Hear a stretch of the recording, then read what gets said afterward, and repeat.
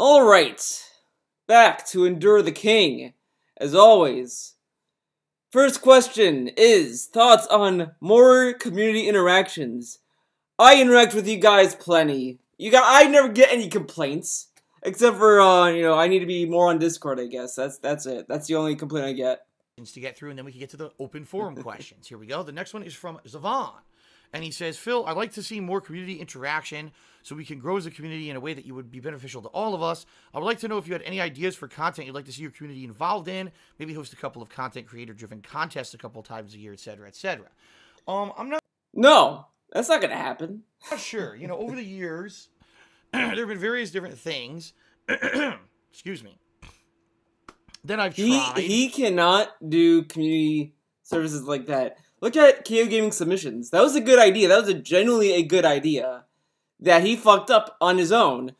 I think it was in March or April, during one of those drama vlogs back then. There were a lot of them, so I can't really, remember the name of it. But he talks about KO Gaming Submissions, and he said, literally, that he doesn't want people to like the KO Gaming Submissions more than his own videos or something. He was afraid that the KO Gaming Submissions would get more attention than his videos.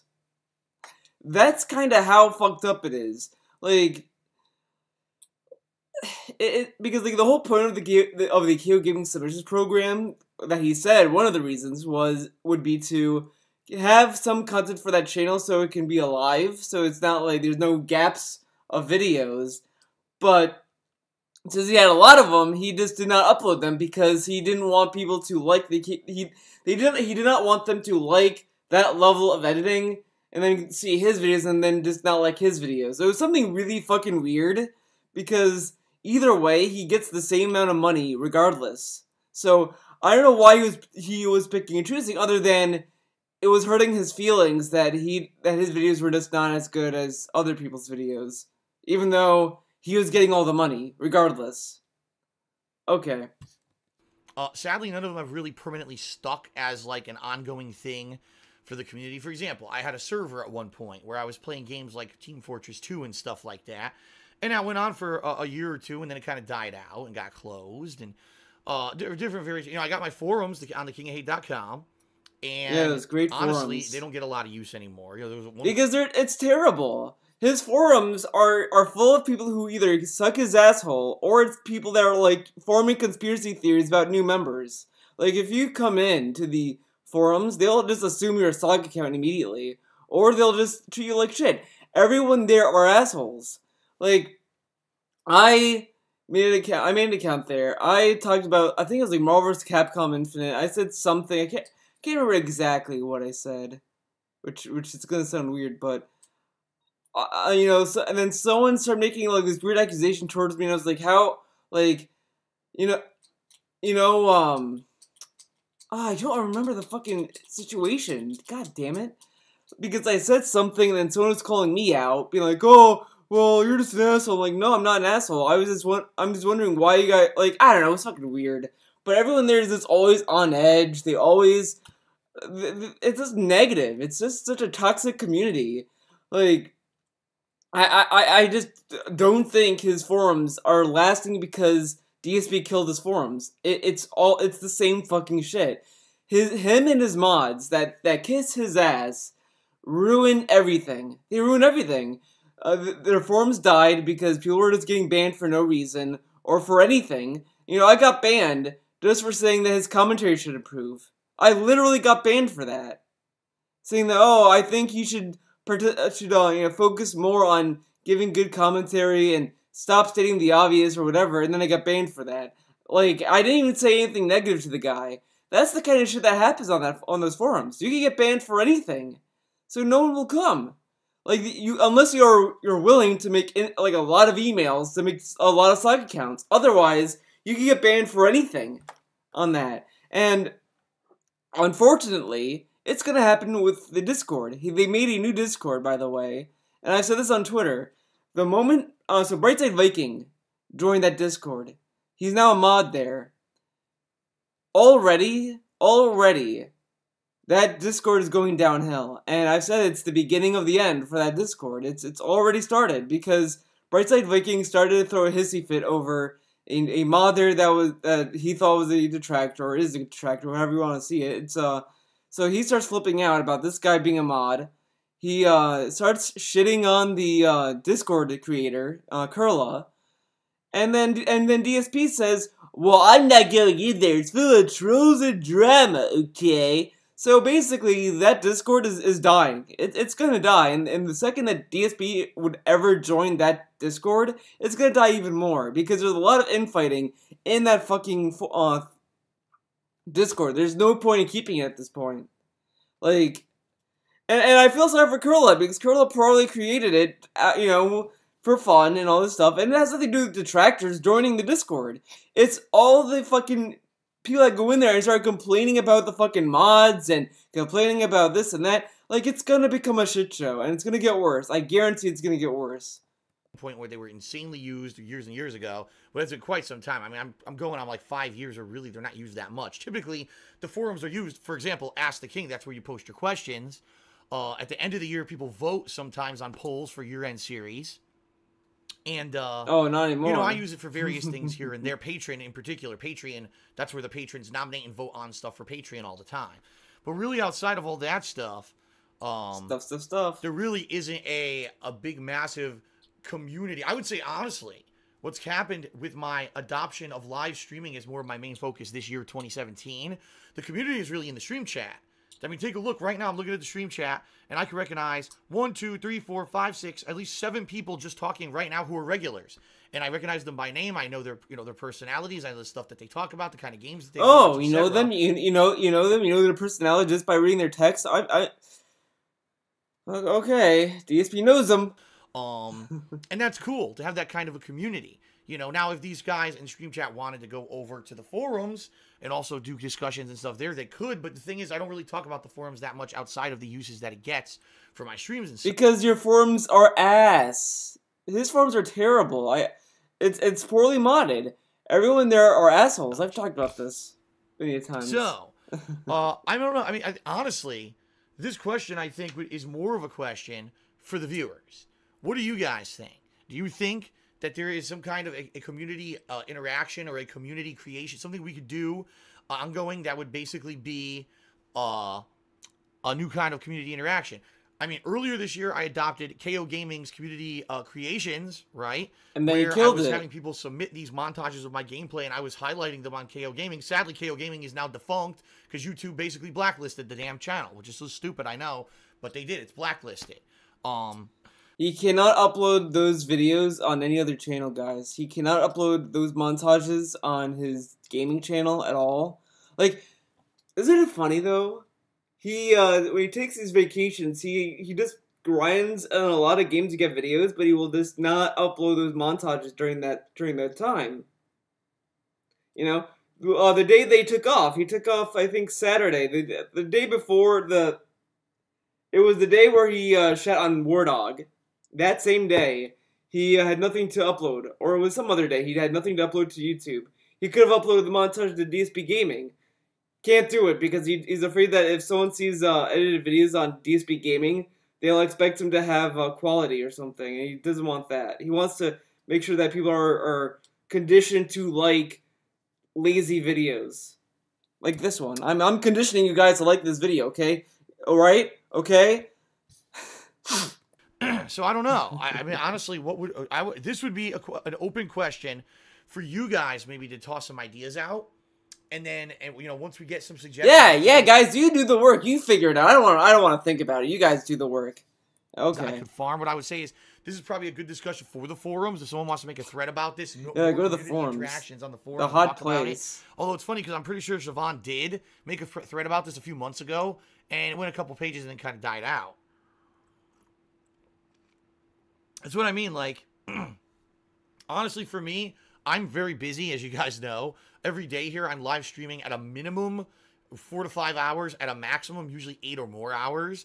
Yeah, so with all the streaming and the uploading, everything I'm doing, I really don't have a lot of free time for these kind of community interactions and stuff. People have said to me, why don't I have a Discord? And I keep saying, every time that someone says that to me, I say, what do I need a Discord for? What would I do with it? Oh, we would talk with your fans. I do that in the stream chat. No, you don't. He doesn't talk to anyone on stream. He literally does not talk to them. He talks to them. Like, he just starts saying, well, this sucks, that sucks, blah, blah, whatever he has to say for the day. But if you go up to him and says, hey, Phil, what's up? You know, which games do you like?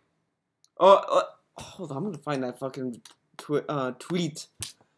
I think Sir James got it. Sir James D Tech, that guy. I'm pretty sure he has it. I know him and D Davidson had the screen grab, but I'm gonna just find it. I'm gonna find it, guys. Don't you worry, it's coming.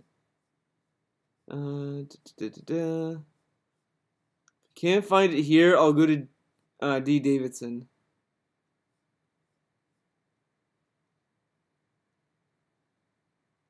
Ah, here it is. Here it is. Alright, let's... Alright, did that. Yeah, okay, see? Do you like the new Mario game, the new face creation says? DSP says, yeah, I wish I could still do 1080p 60 frames, but I can't due to Twitch's streaming limitations. When I streamed on YouTube, they had unlimited stream quality, and it worked. Then the new face creation says, ignored, sad face, and then... it says, why ignoring me, Phil? DSP says later on, I'm not ignoring you. You are asking a question that is pretty superfluous. Okay. And then he says, it's like asking if I like pizza or candy.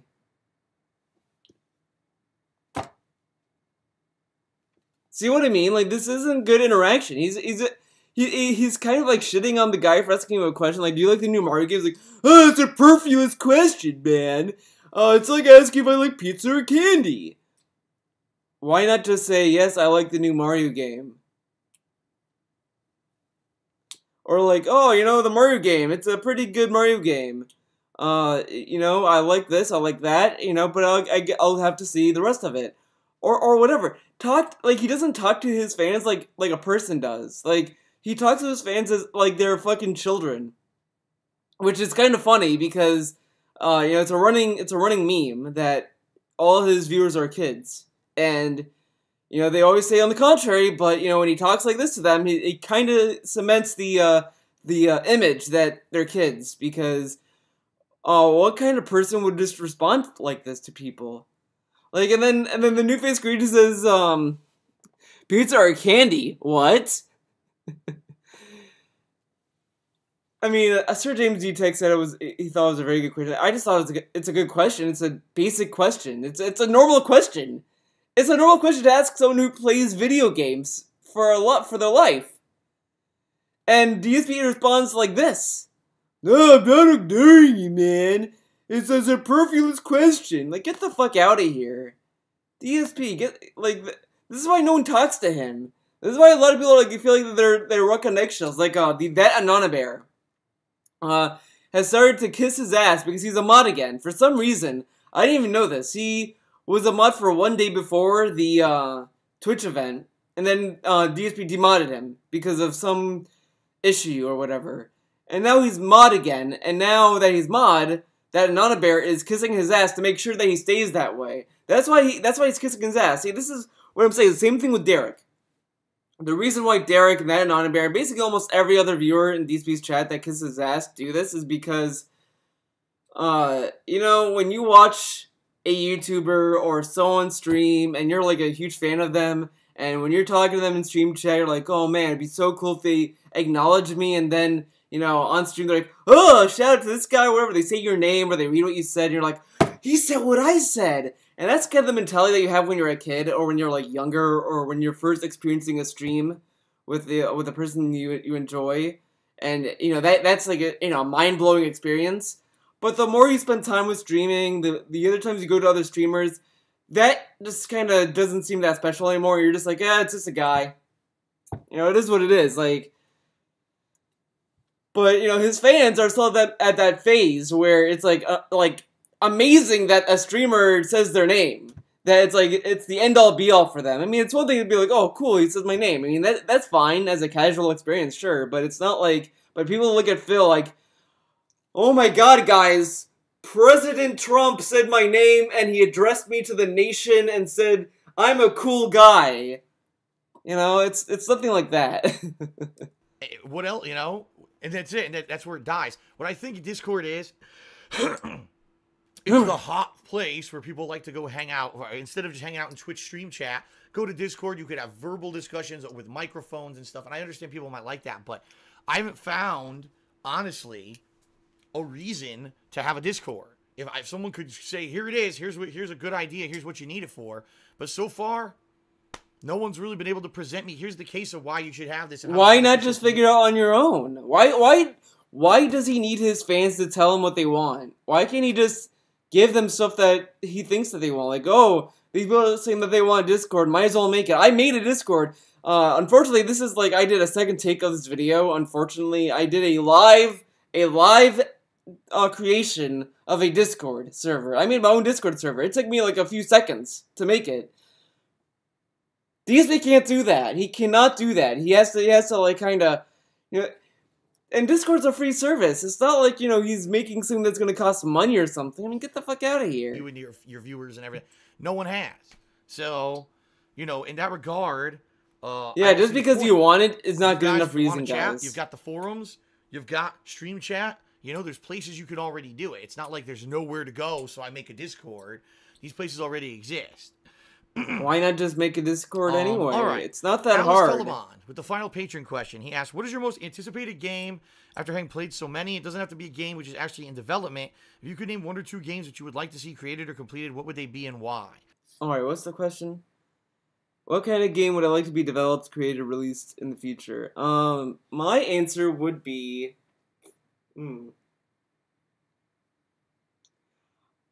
Okay, this is gonna sound weird, but I'm gonna use an anime as an example. I want a game that's like Kill la Kill. Like the intense, frantic pace. Like the closest I'll ever get to that would be like a Platinum Games title. I also like a legit, like very, very hardworking, like, you know, Legend of Korra or Avatar: The Last Airbender game. Yeah, Platinum Games made the Legend of Korra game, but that was like kind of a throwaway game. Like, I'm sure that they made that game within less than a year. And I think that it wasn't really Platinum's Game's fault for why that game was the way it is. I think it was Activision and Nickelodeon and Viacom. I think they just kept them on a tighter budget and a tighter schedule. So they just kind of made it playable and then released it as is. I think if they gave Platinum Games like 3 years, 2 years to work on that game, it probably would have been a lot better. But they didn't. So, you know, it is what it is. But I want a legit game. That would be cool.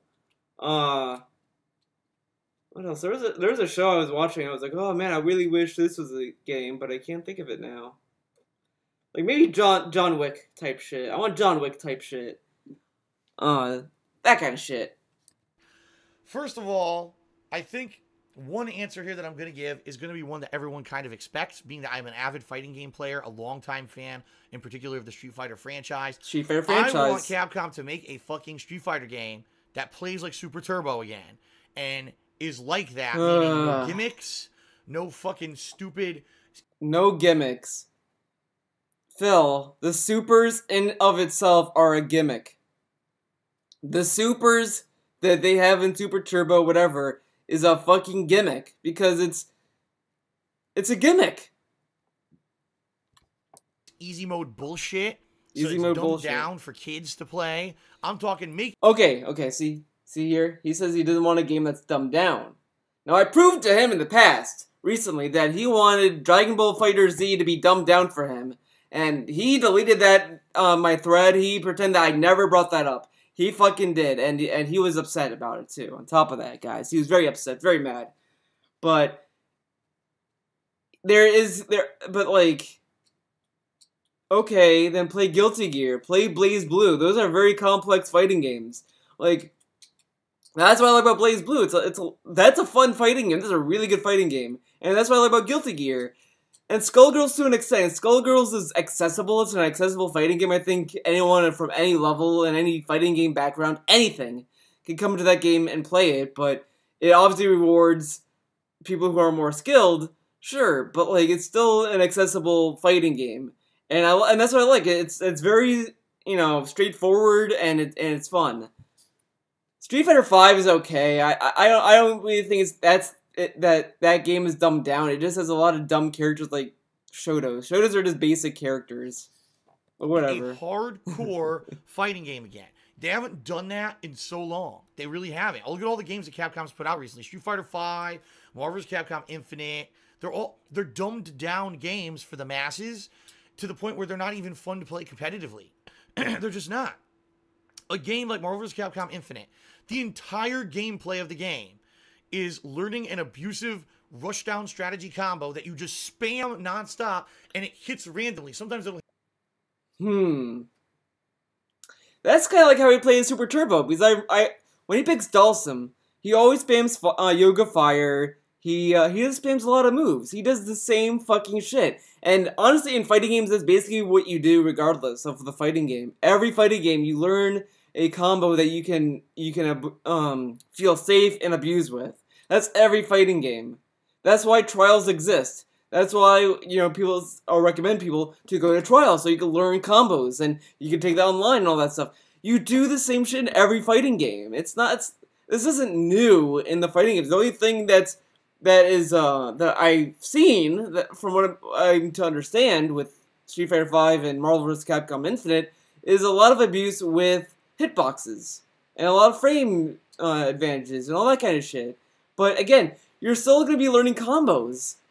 Like, look at how he plays Ultra Street Fighter 2. You're going to notice that he does the same fucking combo, regardless.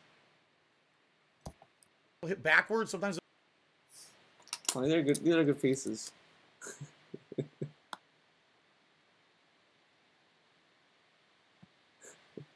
It'll hit low or high, sometimes, you know what I mean? And once you get that one hit, leads to a giant combo, and that's the end of the match. That's not fun. That's not a good competitive game. That's how fucking jabs work. That's why when you do a combo, it connects with jabs.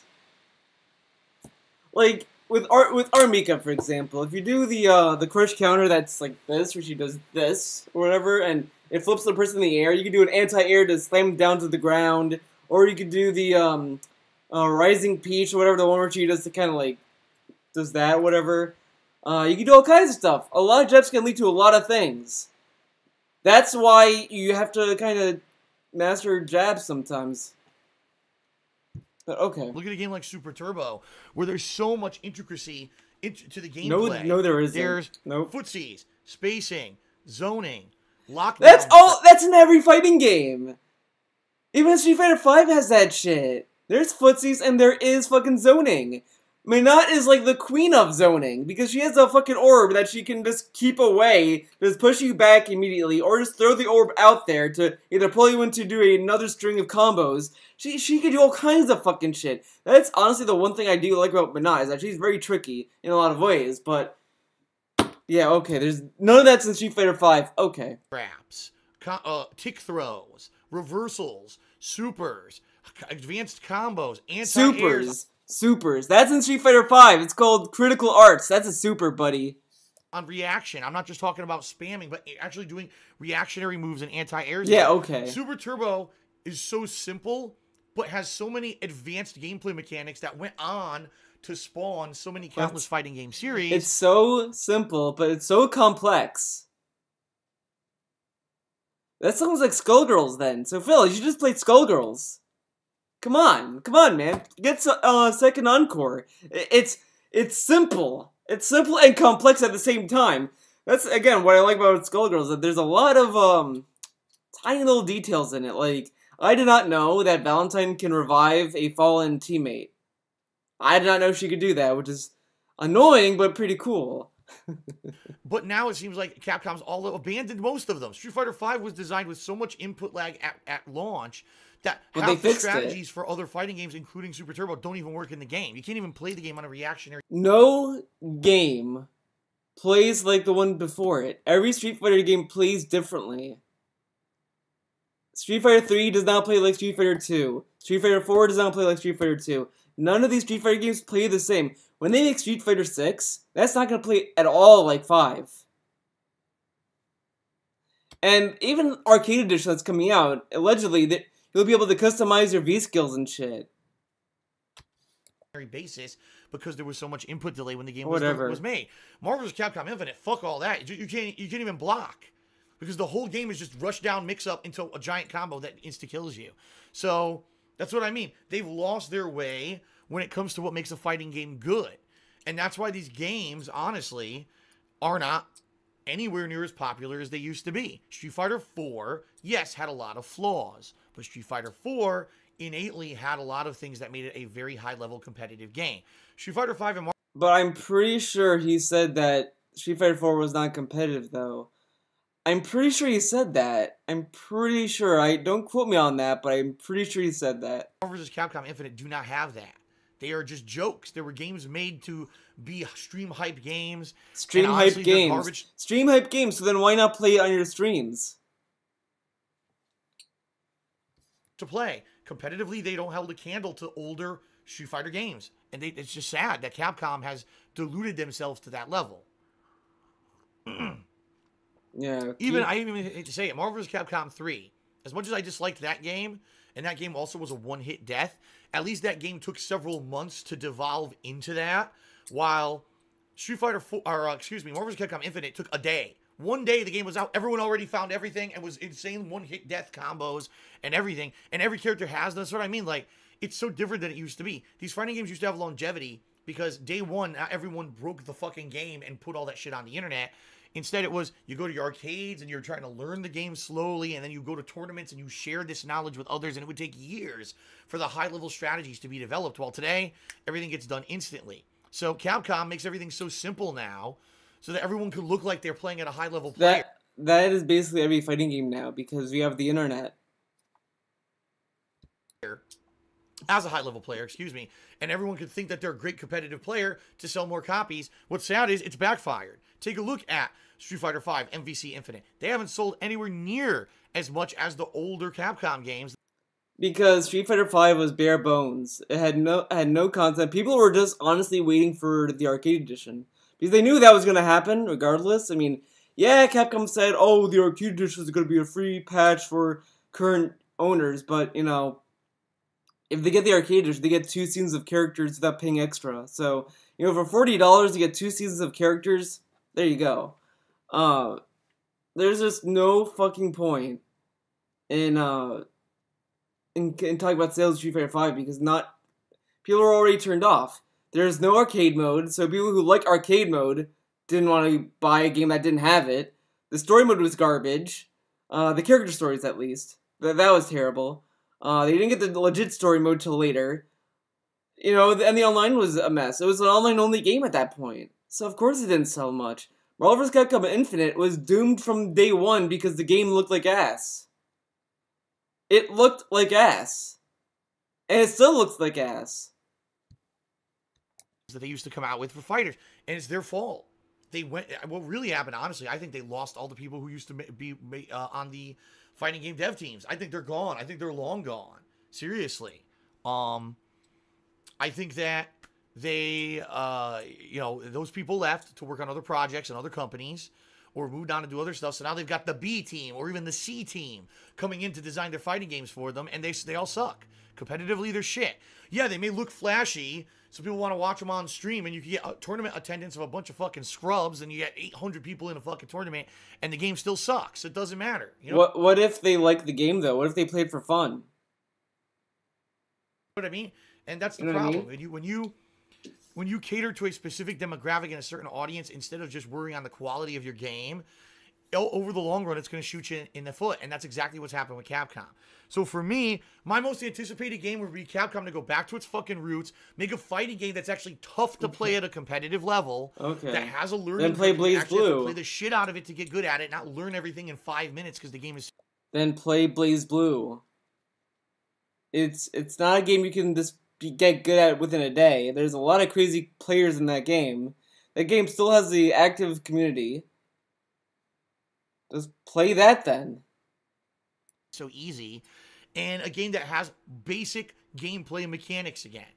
Make Street Fighter 6 the sequel to Super Turbo. Make it just like that. No gimmicks. None of this fucking stupid gimmick moves. Just basic moves, special moves, supers. And have it be a zoning game. A game that has this high level rather than the bullshit. What? and gimmick moves, just basic moves, special moves. What gimmick moves is he talking about, though? Is he talking about, like, the V skills where, like, you know, the whole triangle and circle, or is he talking about that? Supers. And have it be a zoning game, a game that has this high level rather than the bullshit. But I don't think they would ever do that because the game wouldn't sell. The game, right? Oh, God. Then all the kiddies will say it's not a flashy game and they wouldn't want to watch it on stream. Unbelievable how things have degraded, man. Unbelievable, That would be my answer. All right. Shout out to Darkside Jeff, who did a 250-bit cheers. Says, I want the loot emoji bits gimmick Twitch is doing. Yeah, I guess Twitch is doing some kind of a loot box emoji thing where the more cheering you do, you earn Halloween emojis, and one of them you keep permanently, and the others are only here till Halloween or something. I don't know. I don't know about it, but anyway, thank you for the cheer, Jeff. Okay. Now, let's get to the forum question. So, first question from the forums is from Gustavo. Gustavo asks the following. He says, Hey, Phil, what's up? I have a question regarding shyness and anxiety. I've always been both shy and anxious, basically my entire life. Therefore, it's really difficult for me to do anything. Whether he answered this last time. He keeps getting. This is what I was talking about. You know what? I'm going to go. We're gonna go on a little field trip, guys. The King of Hate Vlogs.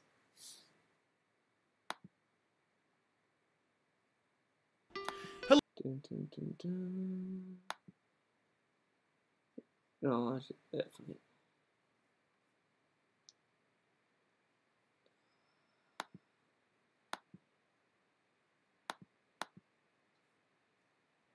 Is it this part?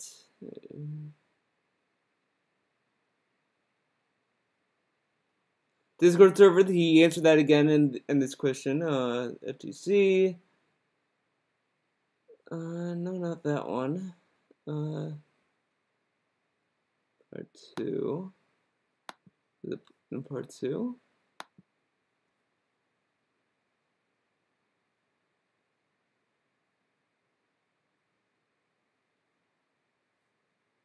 Ever get into comics? Part 1. Death of Full Games.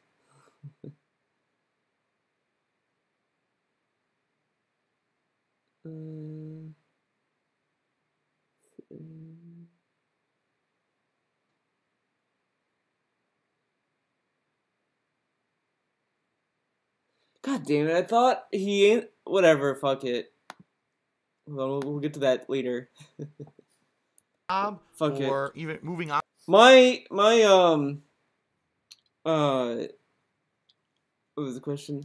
Shyness and anxiety. My advice is just to keep talking into a camera. Maybe write down something if you really want to, but you know, the more you do it, the better you're gonna get. You know, no one's perfect at public speaking. I'm not great either. There are times where I sometimes do as well as Phil, but not as much.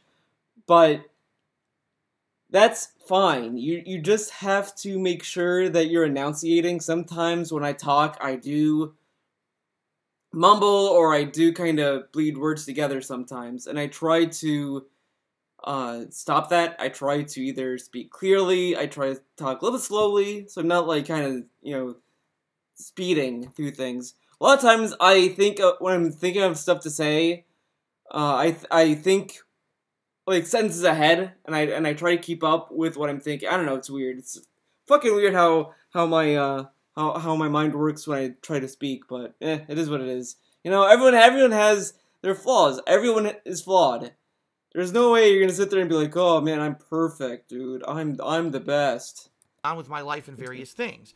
Every time I go to a job interview, or I just think about starting to even go, I get to experience all kinds of strange feelings. Like, what if I were there and I say something stupid?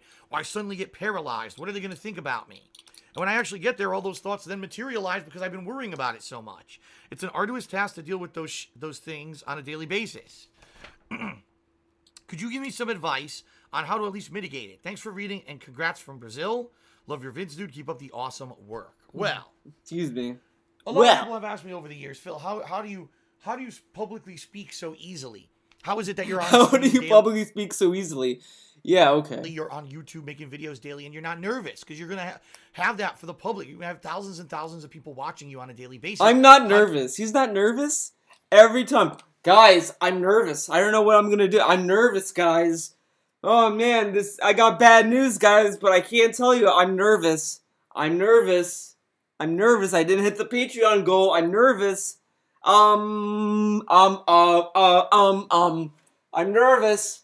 Yeah, he's not nervous, guys. How do you not get nervous or whatever? Listen, it didn't come easy. It didn't just like overnight, boom. When I was a kid, I practiced. I did a lot of public speaking. When there were essay contests or speaking contests at school, I would enter them. Yeah, okay, I'm sure. On that, that's what I'm sure that happened. That's why he took a moment of silence, like because he knew he's full of shit. But let's see what I was gonna say. God damn it, I forgot what I was gonna say. Fuck. That basically, you know, always publicly speaking. Whatever. I got used to kind of being in front of an audience. Now, in addition to that, I'll be honest, I honestly think it's my Street Fighter experience. Oh, I remember. Go back to his older videos, his older vlogs, back when he was in Connecticut.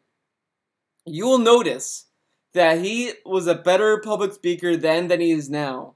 Because back then, he would be able to look at the camera consistently. Like, he would kind of minimally look around. I mean, it would just be minimal and subtle. It would just be like, well, you know, this kind of stuff happened. He felt like a person that was just talking to you.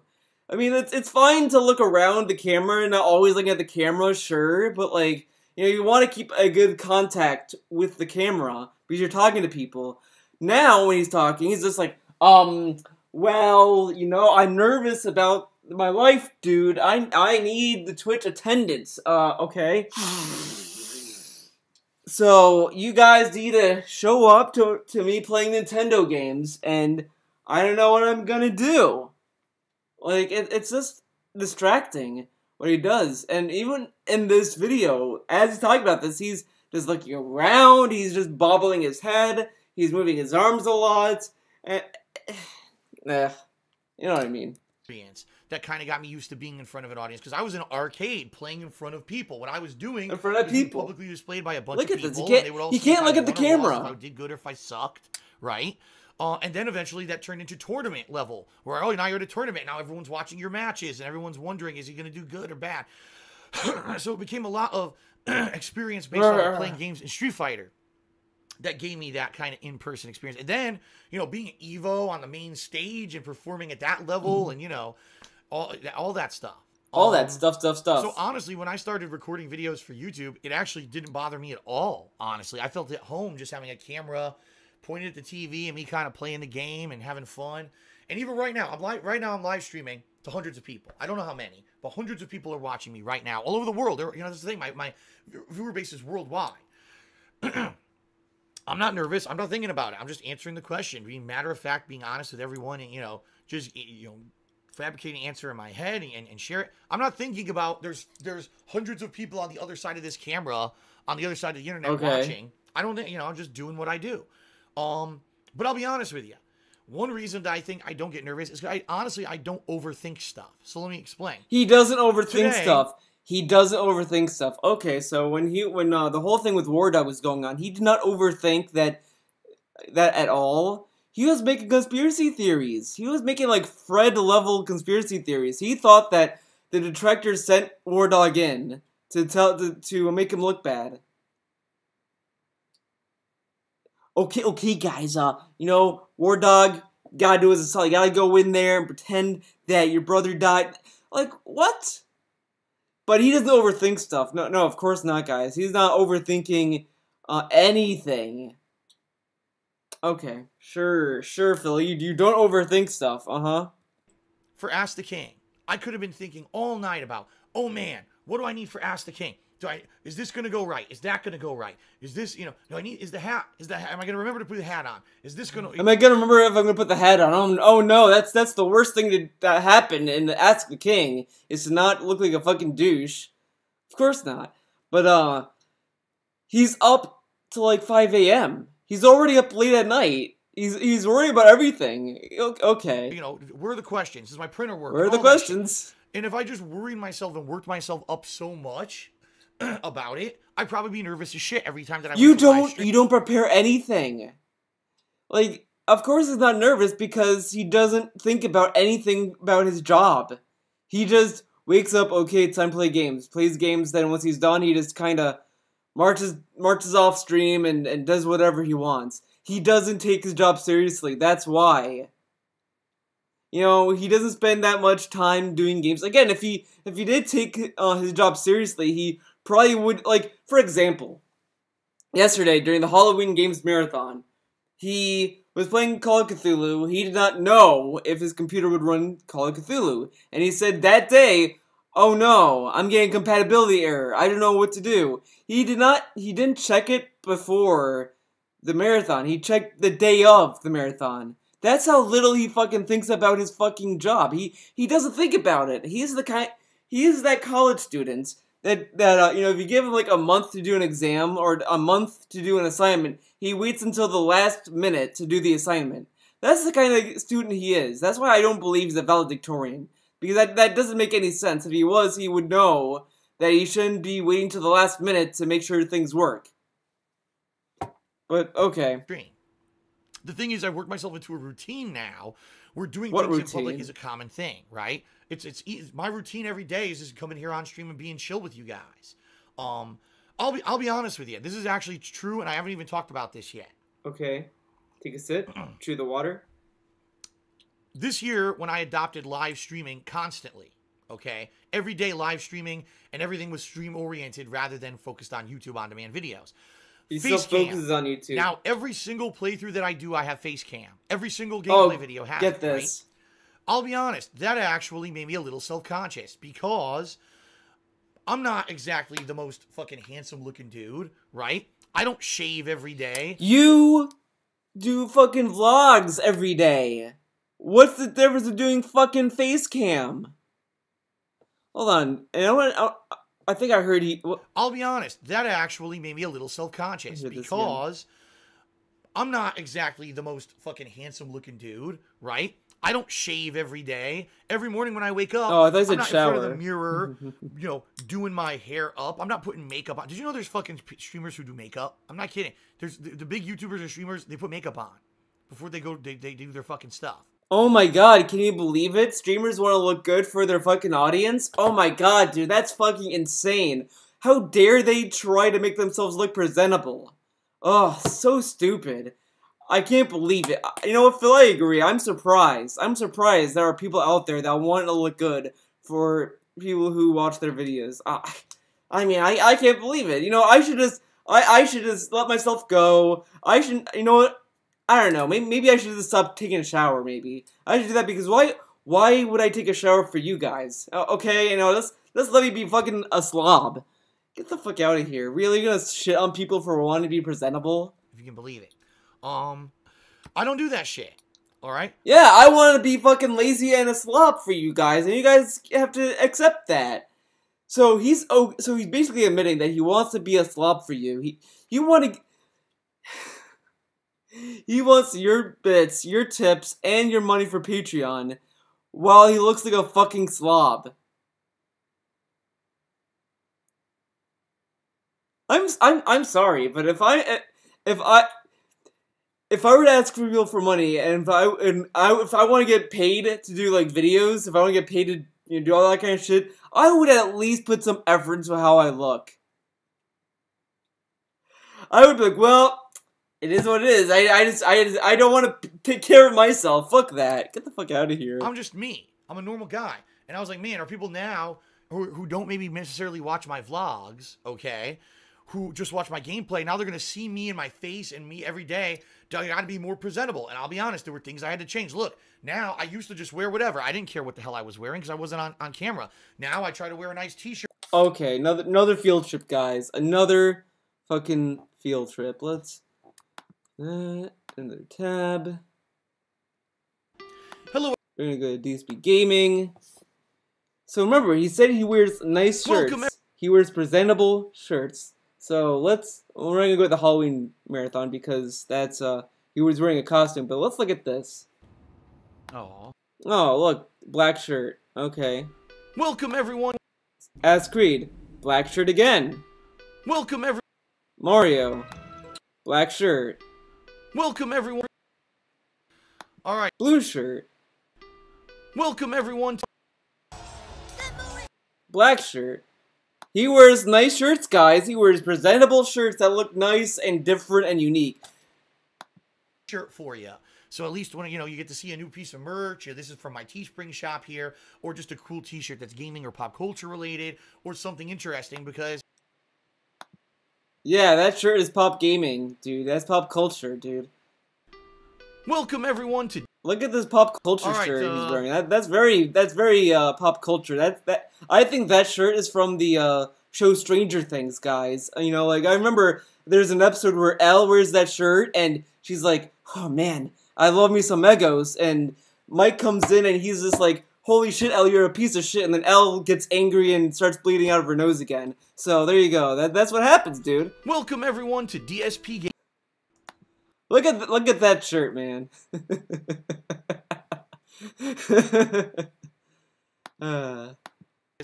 Just to be wearing a white t-shirt every day would be pretty boring, right? Yeah, he wears fucking blue and black shirts. No, I don't get myself even then, after maybe about a couple weeks of me getting used to always having the webcam on, I didn't overwork myself for I gotta get ready, right? I gotta get ready for stream, I gotta do my hair, that's what I mean.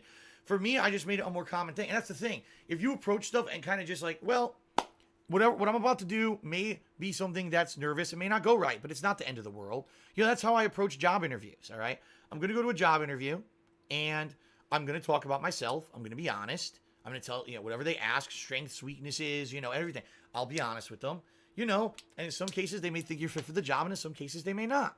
And there's nothing you can do about it. It's not the end of the world if you don't get the job. But I like how he said that, and then before that he was like, I don't care how I look, I don't try to think, I don't do my hair, I don't do all that kind of stuff, but if you're going in for a job interview, you don't want to look like a fucking slob. You want to look professional, you want to look nice, you want to wear a nice suit, you want to, make your hair look good, you want to, like, maybe gel your hair in a way that looks good, shave, that kind of stuff. You're not gonna go in there and be like, okay guys, hello, I'm here for my job interview. And then they're gonna be like, oh dude, this guy looks like a fucking bum. No. They don't want to hire bums. Right? So why worry? Why fuss? Why work yourself into such a tizzy about it that you're now physically shaking and and you're stammering and you're locking up and you're forgetting stuff? It's just not worth it. Your life is life. There's going to be other stuff going on in your life. It's not the end of the world. I think that's what it is. People have these events that they think are so ultra important. And if they don't go perfectly, now they get so nervous about the fucking event. It's mostly the lack of confidence. People need to develop more confidence, and that's it. There you go. That now they work themselves into these kind of fits. These kind of fits. It's never happened to me. It hasn't, because, like I said, I don't overthink. I just kind of he doesn't overthink. Make these things appear to be like commonplace events in my head. I don't over prepare. I do prepare, but I don't over prepare, and then it makes them a lot less nerve wracking. He doesn't prepare. Get the fuck out of here. Next question is from Gunnerman1400. That's a lie. On a previous Ask the King, someone brought up the topic of PC. Here we go. Here we go. Before let's look at the question. Why is there an uprising in PC SJW culture right now? I don't necessarily think there is an uprising anymore. I think it's just now it's kind of stagnated. It's just kind of, the same level that it's always been. I think it started to feel that way for many reasons in the past. I think over the years it started to feel like an uprising because I think that since now the way that internet is, we could just upload whatever we want on Twitter, we could just say whatever statement and people can respond to it. So I think a lot of people either read certain tweet that's out of context, or they just misunderstand the tone. Anyone can misunderstand a tone through text. You're not going to get the tone immediately just by reading a text. There are a lot of times where sometimes, someone says something to me, and I might misinterpret that as, oh, this guy's being an asshole to me. But then when I take my time to read it again, it's like, okay, this, whatever. There's that. But I think it's also, like, Someone can say that South Park, I don't like South Park because the jokes are bigoted or it's offensive to me. I think the show exhibits a lot of racism or whatever. That's a fine, that's that person's opinion. He just doesn't like South Park. Okay, fair enough. But then someone can read that and be like, well, you are an idiot because this that it's a whole weird thing like that. I think it started from humble beginnings where just people were just stating an opinion, and I think people were just starting to argue with that opinion or just kind of give their side, and then it starts into a conversation that becomes kind of an argument. There's that, and there are people who are like, well, I think games should have more representation of women. I think the gaming industry is sexist because of this. And now, I'm going to say this about Anita Sarkeesian. Now, before you guys jump down my throat, I'm not supporting her. If you guys see my other videos, you know that I don't really like her videos. But the thing about her is that on paper, before she started the Tropes vs. Video Games, Women in Video Games, or whatever that fucking video series is called, I think on paper, you can or could make the case that video games are sexist. I think you could make a case for it. Or saying that, oh, there's not a good representation of women. I think you could make a case for that. The issue with Anita, though, is that she did no research. She kind of generalized, made blanket statements, kind of not know what the fuck she's talking about. I don't think that she even believed the shit that she was saying. I think it was just, she looked at surface value and then just went on from that. I don't think she did as much research as she claimed. And that's why her videos are garbage. I don't think that her making the case in of itself is bad. I think you could make that case. It's just, if you're going to make a case, you're gonna have to make good, valid points for it, or something that people can kind of see where you're coming from. Like, I can kind of see, I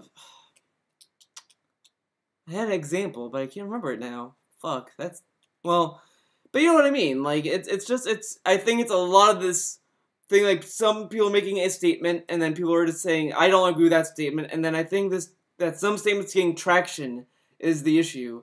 Like, you know, a lot of people like to think that some developments in media is because of SJWs.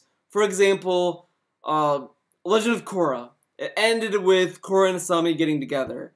Last of Us Left Behind DLC had Ellie and that girl kiss. Okay. And a lot of people are just saying, oh, this is SJW propaganda and this and that. I don't necessarily agree with that. I don't think that is SJW propaganda just because they had lesbians in their media in that media. I think that, yeah, the LGBT can say, oh, look, representation. This is representation for us. We're happy. Them just saying that doesn't mean that, oh, it's SJW propaganda. It's just that it's just, you know, they can say, oh, look, they have representation here. Like, I understand that people may not like the Korra and Asami relationship because they might say that, oh, the development is rushed. They didn't feel that it was developed fine. That's fine. I could see where they're coming from with that argument. I kind of thought that that's where they were going for with Season 3. I kind of felt that development. I kind of felt the chemistry from Season 3 and onward, so it kind of worked for me, so that's why I didn't have an issue with it.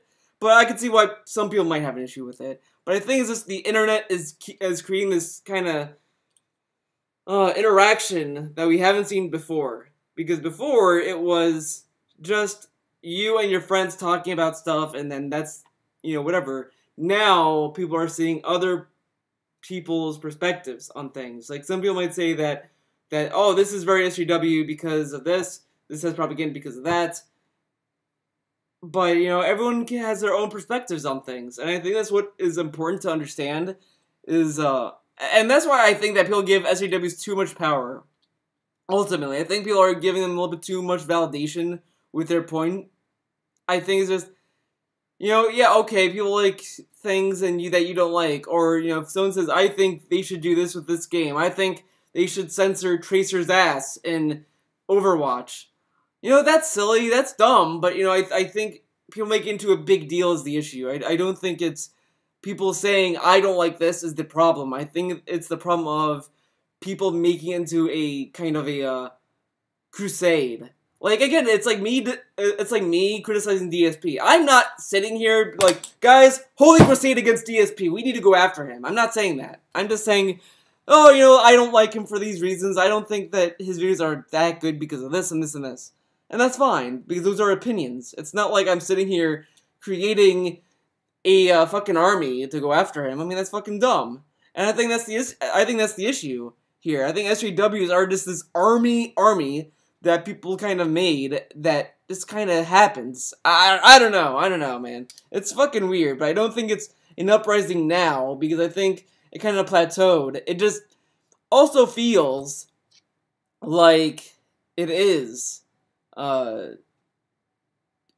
reaching high levels, because we have Donald Trump as president. Oh my god, guys, Donald Trump is our president, dude. Racism is all over the place. Fucking white people, like, I mean, that's kind of fucking dumb. But, let's see what DSP has to say. Correct. I would like to know, in your opinion, why do you think that there's an uprising of PC/social justice culture?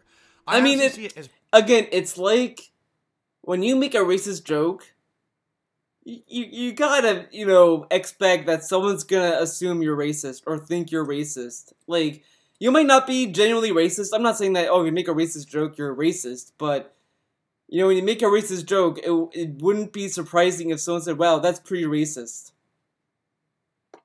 It's not a leap to make that connection. I mean, you could say I'm not racist, and that's fine.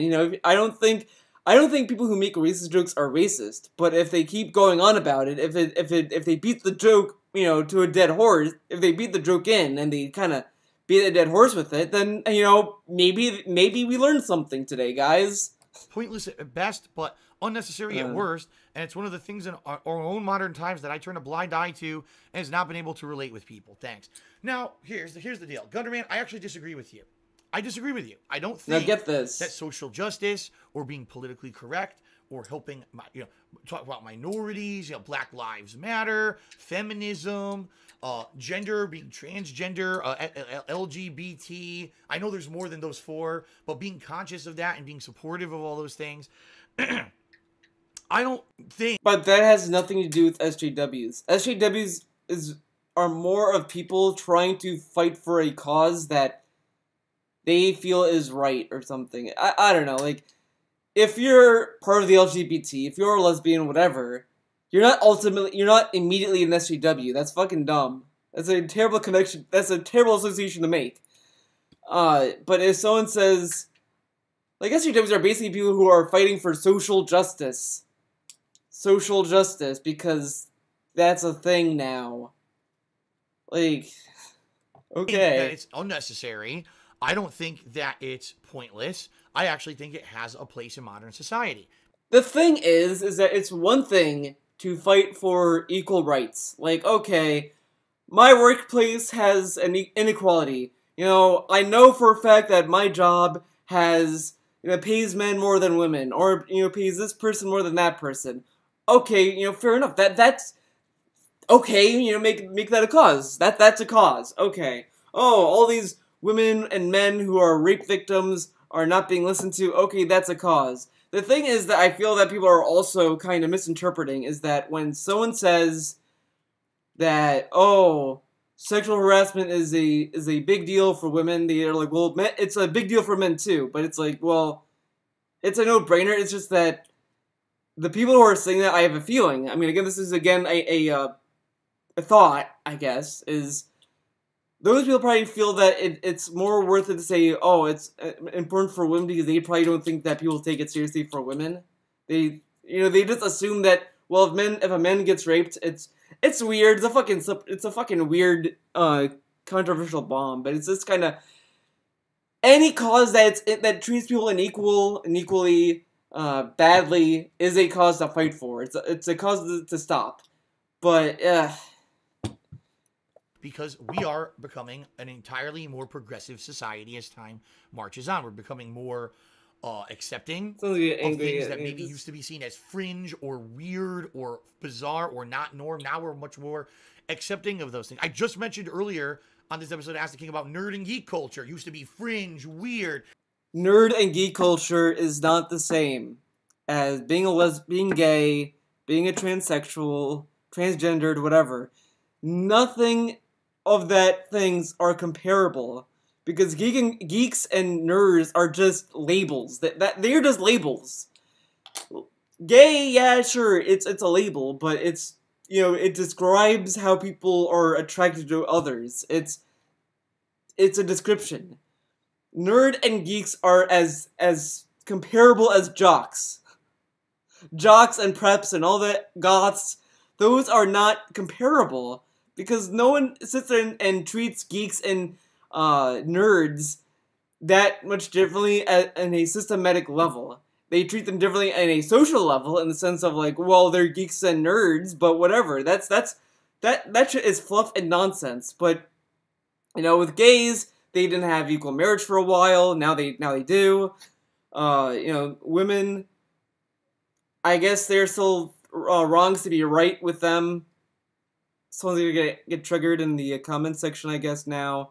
You know, there's all this stuff going on with the police, sexual harassment going on with Kevin Spacey or Harvey Weinstein, all this shit. All this shit's going on. The world is not a happy place. Surprise. But that's not comparable to fucking geeks and nerds, because geeks and nerds are not getting persecuted or singled out or targeted in a prejudiced kind of way. That's not a comparable comparison. That in of itself is kind of an insulting comparison to make, in my opinion. To compare geeks and nerds to LGBT and all that kind of stuff. That's kind of a dumb comparison to make, if you ask me, but okay. And now nerd and geek, it's cool to be a geek, man. That's the in thing. We all like geeky shit. Video games and superhero movies are the biggest thing, when back then superheroes used to be a joke for kids, right? Oh my god, dude. That makes no fucking sense. How many people are afraid to tell their parents that they're geeks? Mom and Dad, I'm a geek, guys. Oh my god, my son's a geek! I don't know what we're gonna do with our son, honey. He's a geek! He's a geek! Oh my god! No. No, and again, there's no such thing as fucking geek culture. That doesn't exist. Get the fuck out of here. Oh, superhero movies, they're geek thing. No. So, we're talking about modern. This guy claims to be a gamer, and that's how he talks about video games. Well, it's a geek thing. Yeah, okay, yeah. And you're a gamer too. Times things evolve. Okay? Ugh. And I'm all for acceptance of people who are not in the norm, you know? Well, I'm not bigoted against people who may be homosexual or transgender or, you know. I accept people that are not in the norm. Okay, well, Phil, we can go a little. I'm gonna put my SJW cap on, I guess. I mean, I guess because this will sound very SJW of me. Norm is relative, guys. People's normal is different from your normal. But whatever, it's. Race, we'll talk about, you know, I'm not prejudiced against any particular race whatsoever. Okay. And, you know, these are important issues that need to be brought up, especially if you see that there are things that are going on that aren't fair. You know, right now, currently, we have this big scandal going on, the Harvey Weinstein scandal, where it was found that a big time... What does that have to do with inequality? Harvey Weinstein is a sexual harasser. He's just a rapist. He's just a sexual harassment person. I mean, he abuses women sexually. That's not really an SJW or an LGBT thing. He's a sexual harasser. He's not doing it because he hates women. He's doing it because he wants to have sex with women. In Hollywood had a systematic history of abuse within his industry, where he was molesting, sexually harassing, even raping young actresses, and no one did anything to stop it. Yeah, we need to speak up against that shit. Because look, now this guy's done it for over 20 fucking years. But it's not just Harvey Weinstein. This is the thing I couldn't fucking stand. For every time that they talked about Harvey Weinstein, the news and media were acting as if Harvey Weinstein was the one and only person in Hollywood to ever sexually harass people. Like, oh, we got him, guys. We got Harvey Weinstein. Oh, this is a big moment for Hollywood. He's not the only fucking person. He just got caught. There's other fucking people in the machine. Kevin Spacey got caught. Like, it's not just one fucking person. Sexual harassment has been in like in our fucking society for a long fucking time. It will continue. That's why we should get these fucking harassers immediately. Okay. It's coming out, right? And now you realize this has actually been a big issue. I mean, let's be honest here. It's probably an issue in every industry. In every big industry, you've probably got these habitual abusers who no one wants to speak up against because they're the bigwig. And if you speak up against them, you never get a job in that industry ever again, right? It's a problem.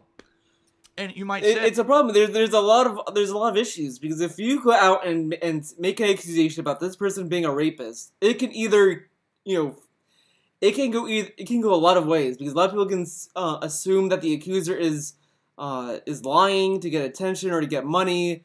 Like, look at Trump. Look what happened to Trump. He got a lot of accusations in the last year before the election about being a sexual harassment person. And I'm sure that he has sexually harassed people. I'm sure he has, but a lot of people were assuming that these people were paid off. That, oh yeah, these accusations are baseless. They're lies. They're fake news, and this and that. I'm not saying that all of them are legit. I'm not saying that all of them are fake either. But that's why we do investigations. That's why we have detectives. That's why when someone brings up something, we look into it. We just don't look at the base claim and then just go off by that. I mean, that's just kind of lazy detective work. That's why a lot of victims, either they're afraid to speak out because they're afraid of that no one's gonna believe them and the guy will just get away with it, or they just don't speak out until they have something that can actually form a legit accusation that can prove what they're claiming. Because if you throw out an accusation and you have nothing to back it up, then it can damn the fucking investigation. It's a very touchy subject. Hey, well, this is different because back then no one would speak up. Now, because it's 2017, everyone speaks up. What's the deal? What's changed? In my opinion, a few things. First of all, we were becoming a much more global culture, a much more global society. And what I mean by that is, before the internet, who did you really know? Well, I knew my family, I knew my friends, I knew my next door neighbors, maybe the people from school, the people from work, right? And that was your net. That was your social network. Was what? Maybe at tops 100 or so people, maybe a few more depending on how many you actually knew. And that was the extent of most people's reach in their life. Like, that would be it. 100 people. Now, you would hear about celebrities and you would see people in the news, but that was different, right? Now, we've got this meshed culture where now everything's on the internet. Digitally, you can talk to anyone. And now you've got this social network that's expanding massively. People with thousands and thousands of followers on Facebook. That's what I was trying to say earlier. I kind of fucked up earlier. I just don't feel like re-recording it just to fix one part of this video. So I kind of had I had brain diarrhea, okay? Let's fucking bear with me on that. But that's what I was trying to say. Like, now with the internet, we're all connected. We all see other people's perspectives. We see, all kinds of stuff. So it's easier to call people out.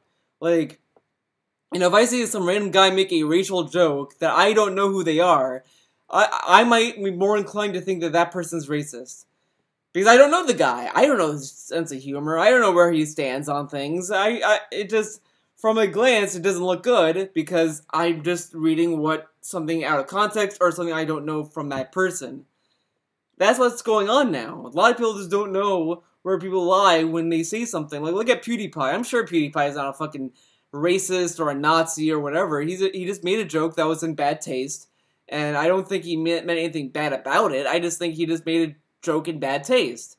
People can say they didn't think it's funny. People can say it's funny. There's going to be a lot of opinions on that joke, on the jokes he makes. And that's fine.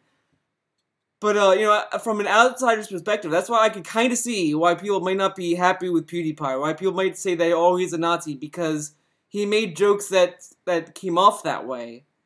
And some people would say, well, he's not a Nazi because it's a joke. That's fine, too. I can see that, too. It's just that when someone who's never watched PewDiePie, or is not aware of him that much other than he plays video games and he makes a lot of money, and they see him make a joke about Nazis or something, excuse me, it's very easy to jump to the conclusion that he's a racist. That's not saying that he is. I'm not saying that he is. I'm just saying that it's a kind of a conclusion that people can jump to if they never heard of the guy. How many people watch my videos or read my tweets and shit like that? You know what I mean? Even my Instagram has almost like 4,000 followers, which is crazy. And I don't even post anything interesting up on there. But that's what I mean. It's now becoming a global culture. While some people hate that, they don't like global culture. Some people love it. You're going to have differing opinions. But undoubtedly, that's what the world has become, a more global culture. When you become a more global culture, right, now people have the ability to bring up these kind of issues over the internet where they don't feel like, man, maybe if I do this, I'm not going to get support, right? If I speak up, it's not going to get swept under the rug because it's going to be public. It's going to be on these global social networks now, right?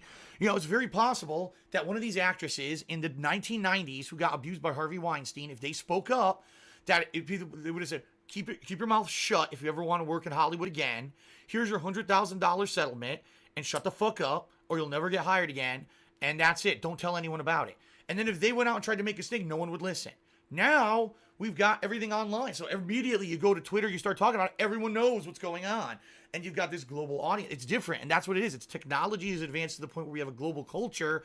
And now these kind of social justice issues can be brought up on a global scale. Now, there's always a downside to that, sadly. All right? Yeah.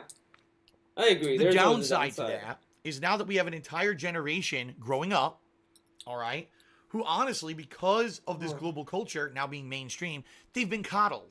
Their whole life, they've never had real adversity. They've never actually faced... That has nothing to do with SJWs and PC culture. I mean, safe spaces is kind of an SJW thing, but like when people are being sheltered and coddled, that's not really SJWs. That's mostly like kind of how they're raised. Like DSP has been coddled and sheltered, and a lot of these sheltered people kind of have a hard time adapting to what's going on in the real life, and that it could go either way. It's not an SJW exclusive thing, because like a family that is hateful and bigoted, who has kids, and they shelter their kids in that not culture, but in that environment, will grow up to think that this hateful, bigoted stuff is just the norm or whatever. That's how hate spreads usually, because it depends on the environment you live in. So, yeah, there's merit to what he's saying, but it can also go the other way. It's not an SJW exclusive thing. It can be anyone, like in any direction on the scale. You could either be a coddled SJW loving person or a coddled bigot. And you could grow up to being a bigot, or you could grow up to being an SJW insane person guy, whatever. It goes both ways. It's not one or the other. It's both ways. It's a two-way street. So there you go. Anything that was challenging, and anywhere they went, they had safe spaces. They were protected. Their parents told them that they were special little fucking snowflakes, and basically their parents do that regardless. They've done that before SJWs were even a thing. Unless your parents fucking hated you. I mean, I like to think that my parents loved me, and they probably would say like, "Oh man, Theo, you're great. You're the best.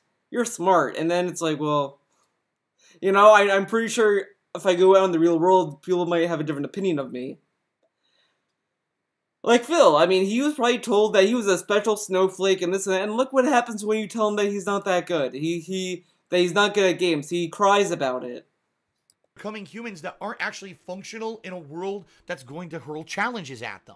They're not. They expect that in this perfect globalization society, everything should be handed to them on a silver platter. They shouldn't have any adversity or any struggle. This sounds familiar.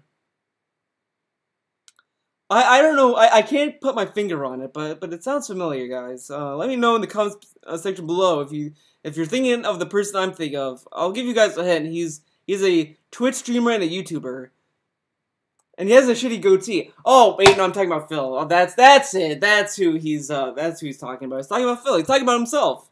Everything should just be easy, and their life should be super easy. For them, the most challenging thing that happens to them is Oh, they here you go go. to Starbucks to get the pumpkin spice frappuccino, and they're out of pumpkin spice. And they go on social media, oh my god, boycott Starbucks, fuck this shit. I like how that's the go-to example he made. There's a lot of examples he could have made that would have made more sense than this one, because no, I know a lot of people don't like SJWs, but how many SJWs cry about Starbucks not having pumpkin spice cappuccino? Well, it's a latte, not a cappuccino, but but you know what I mean.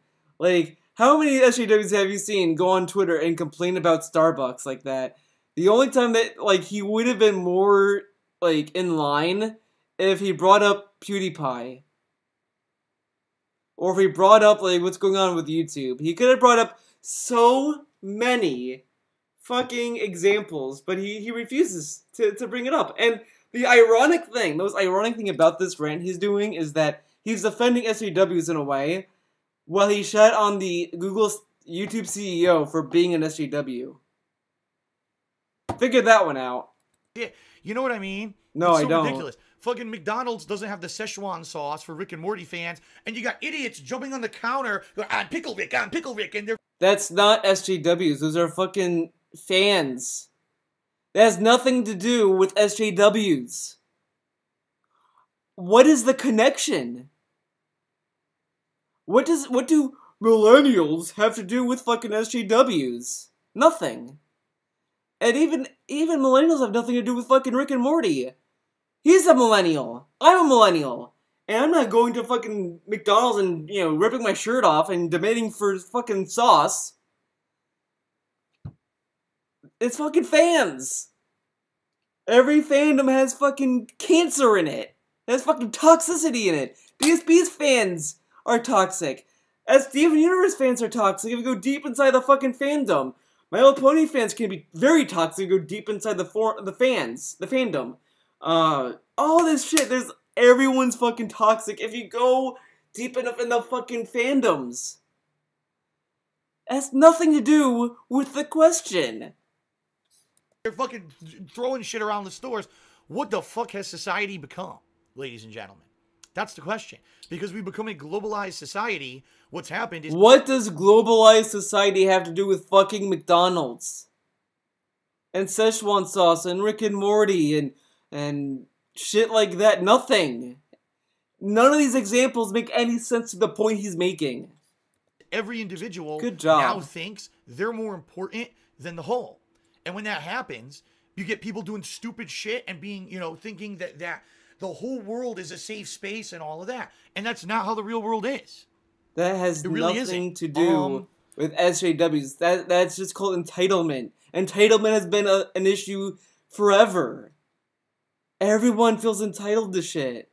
Trump feels entitled. That's why when you watch that tape with Jeb Bush, or whatever the guy's name was, I don't remember fucking reporter's name, but he was like, oh man, I could grab the pussy. You know, I'm famous and they let me do that. This is that. Whatever he fucking said, he feels that way because he feels entitled. Entitlement is a thing. It has nothing to do with SJWs, PC, millennials, what have you. It's been a thing. You feel entitled, Phil. You are an entitled, narcissistic asshole. It hasn't been, you know, you really have to realize that in life there's going to be adversity, there's going to be challenges, there's going to be wins and there's going to be losses, there's going to be hits and misses. There's going to be times when things are going great and there's going to be times when things go bad. And you have to become a mature adult to realize that. Like, yeah, Phil, you have to realize that too. Every time things go down, you fucking throw hissy fits, you cry on Twitter, you stay up till 5 in the morning. Sadly, I hate to say it, many people are not just ever maturing in their heads anymore. What's happening is they're in this endless childlike state where the world is black and white and I should be protected, black and white I should state. always get everything I want. Everyone's becoming a spoiled brat.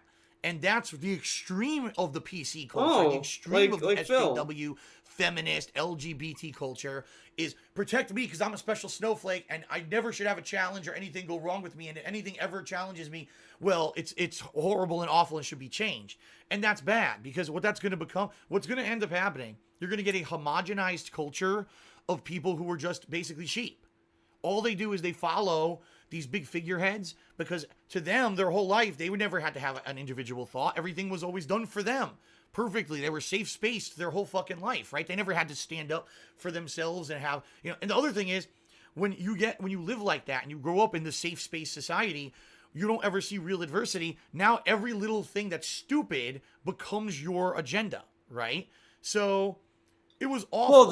Hold on. Becomes you don't ever see real adversity. Now every little thing that's stupid in the safe space society, you don't ever see real adversity. Now every little thing that's stupid becomes your agenda. Okay. In a weird, funny way. He basically okay. So basically what he just said was, if these SJWs continue to go on, if we live in a society where we don't have any more adversity, no more prejudice, no more of this, now all we're left with is small little issues to complain about.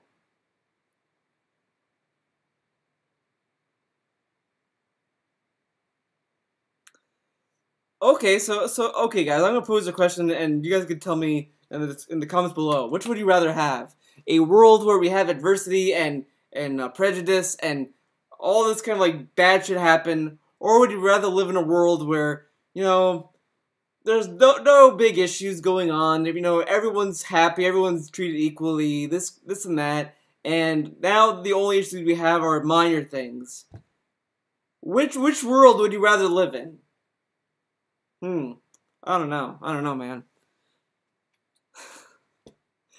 He would have made a better case, or a better statement, if he said that these people are not focusing on the bigger issue. They're focusing on these little issues that are not really the problem. They're spending most of their time on the internet complaining about video games offending them and this and that, instead of focusing on issues with police brutality, issues with the legal system, issues with healthcare, all these other big real-world issues. Instead, they're focusing on our Miko slapping her ass in a super. Like, that would have been a better fucking argument to make, because it makes sense, because people did complain about Armika slapping her ass when there's other things that are going on in the real world that are way bigger than Armika slapping her ass. But no, instead he wants to go with this argument, which is a terrible one, because you can kind of make the argument that the safe space world that he is portraying sounds a lot better than the world that he says that is going on. I don't know. I mean, maybe I'm looking at it in a weird way, maybe, but Right. So it was awful. Absolutely. We still have issues in this country with race. We still have issues where certain races in certain parts of the country are treated differently by police, are treated differently in the job market. I agree. And what we should be doing is we should be analyzing this data and finding out where it is and trying to fix that. What we shouldn't be doing is sitting all day on Twitter, hashtag Black Lives Matter, and every single possible thing that could happen, say that it's something racial. Like, what was the ridiculous, ludicrous thing that I saw the other day? I can't even remember what it was. Well, but the thing is, as well, people who make these statements on Twitter, they're doing it because that's probably the only thing that they know how to do, or it's the only way that they feel like that they're contributing, because information is power, in a way. Where you spread information, a lot of people are going to see it, and some people might take action on it. Because not everyone can, leave work to do something, because, they have bills to pay, they have mouths to feed, and the only way that they can contribute to a cause would be to tweet something about Black Lives Matter or whatever cause you believe in.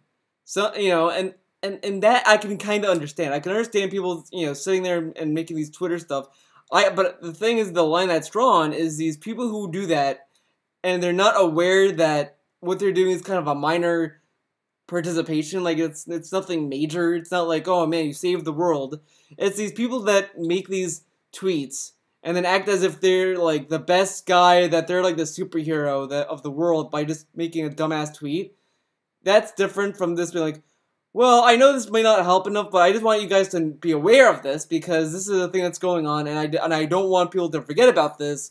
So here I'm sharing this article that explains what's going on, and I want you guys to read this article and understand my perspective of this, and there you go. That's fine, because you're spreading awareness, you're telling people what's going on in an article, and, you know, you're spreading awareness of it. You're not sitting there and saying, oh, I tweeted Black Lives Matter. I am the best human being on the earth. I'm saving everyone. Like, that's what people have a problem with.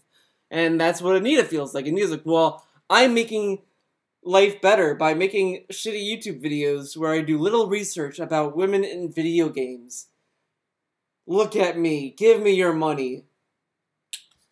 Well, one of the things that I know is going on right now, all right, is Justin Timberlake was just announced that he would be the halftime show for this year's Super Bowl. Okay, Justin Timberlake.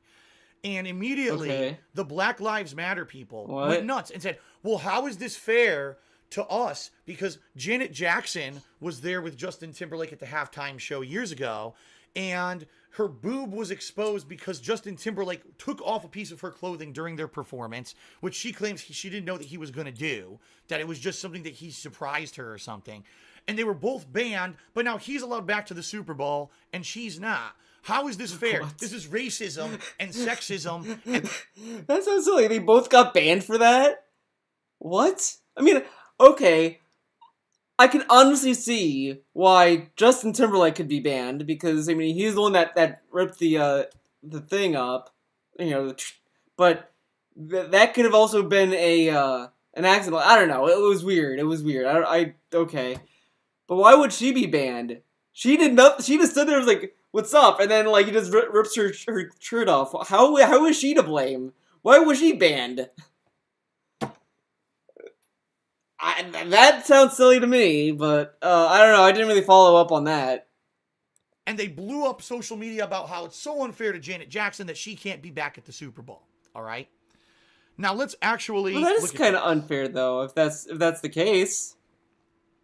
Will we ever actually get a full explanation of what happened at that Super Bowl halftime show? I don't know. I don't really care. I mean, it was so stupid. It's a piece of the fucking human body that on a woman, for some reason, it's sexually taboo, but on a man, they could be fucking... Justin Timberlake could have Because no one, like, fucking jerks off to man tits as much as they jerk off to women tits. I mean, you could make the case that, well, women are attracted to pecs and this and that, blah, blah, blah, but I don't know. To me, it should be up to the woman. If the woman does not want to show off her boobs, then she doesn't want to show them off. It's her body. Imagine if you're like, well, I don't want to be shirtless. I'm like, it's socially okay for you to be shirtless, so you're being shirtless, buddy. But I don't want to be shirtless. Hey, you have to be shirtless because it's socially acceptable for you to be shirtless. So you're gonna be fucking shirtless, like. But that's not really the case, but it's kind of a weird argument to make. Clearly fucking naked from head to toe, except for like a Speedo at the Super Bowl, and he would have been okay. But because Janet Jackson's nipple showed up, oh my god. People are so fucking retarded in their heads, they don't realize that this is like an outdated thing, and that there's nothing wrong with women's breasts, there's nothing taboo about them. It's just an outdated thing that's still out of It's a societal thing. Out of our minds yet. It's a societal thing. Everyone, like... Whatever. You know, people can feel like they want to liberate the tit, which is fine, but it's ultimately it should always ultimately be up to the person's body if they want to reveal a part of their body. But how about we look at this logically? Okay. Justin Timberlake, well, he's still a pertinent celebrity. He still shows up on talk shows. He still makes music. He still shows up on Saturday Night Live as a regular guest. He's still kind of pertinent. What about Janet Jackson? I'm sure is she just sitting at home doing nothing? Pretty sure she probably has a life, Phil. I'm pretty sure she does stuff. When it comes to, you know, being a pop culture celebrity / musician. Janet Jackson. When was the last time Janet Jackson put out a piece of music that anyone gave us two shits about, right? Probably that halftime show. So, gee, I wonder why they're not getting Janet Jackson for the 2017 Super Bowl halftime show. Probably because she's not fucking pertinent anymore. Duh, has nothing to do with the fact that her nipple was exposed 15 fucking years ago, wherever the fuck it was. No one cares about that shit. What's the last Seriously, thing it's so dumb. she released? But this is what I mean. Let's take this situation and not approach it logically, and let's spin it into our own crazy agenda because we're sheltered babies and sheltered coddled wimps, and we have to constantly find something to complain about so that we feel that we have. Guys, Janet Jackson's not pertinent anymore. That's why she was in the State of the World. She did a State of the World tour in 2017. Not pertinent. 2015 to 2016, Unbreakable World Tour. Did a world tour then. Not pertinent. Then, in 2012, she did this movie no one cared about. She was in Unbreakable in 2015. Not pertinent anymore, guys. She's not pertinent. This tour, this that happened this year, not pertinent. She's outdated. She's ancient. Old news, guys. Okay. Value in the planet because really all we do is sit at home on social media and complain all day. So, Justin Timberlake's coming back to the Super Bowl halftime show. That's ridiculous. It's racist and it's sexist. In reality, here's the truth, folks. No one should give a flaming fuck who's at the fucking Super Bowl halftime show. Why the fuck do you care? What does this have to do with anything? It's not important. Because the Super Bowl is a big event. It's been a big event for years now. And it's silly if both were banned and they didn't unban both. They unbanned Justin Timberlake and kept her banned. Why? What did she do?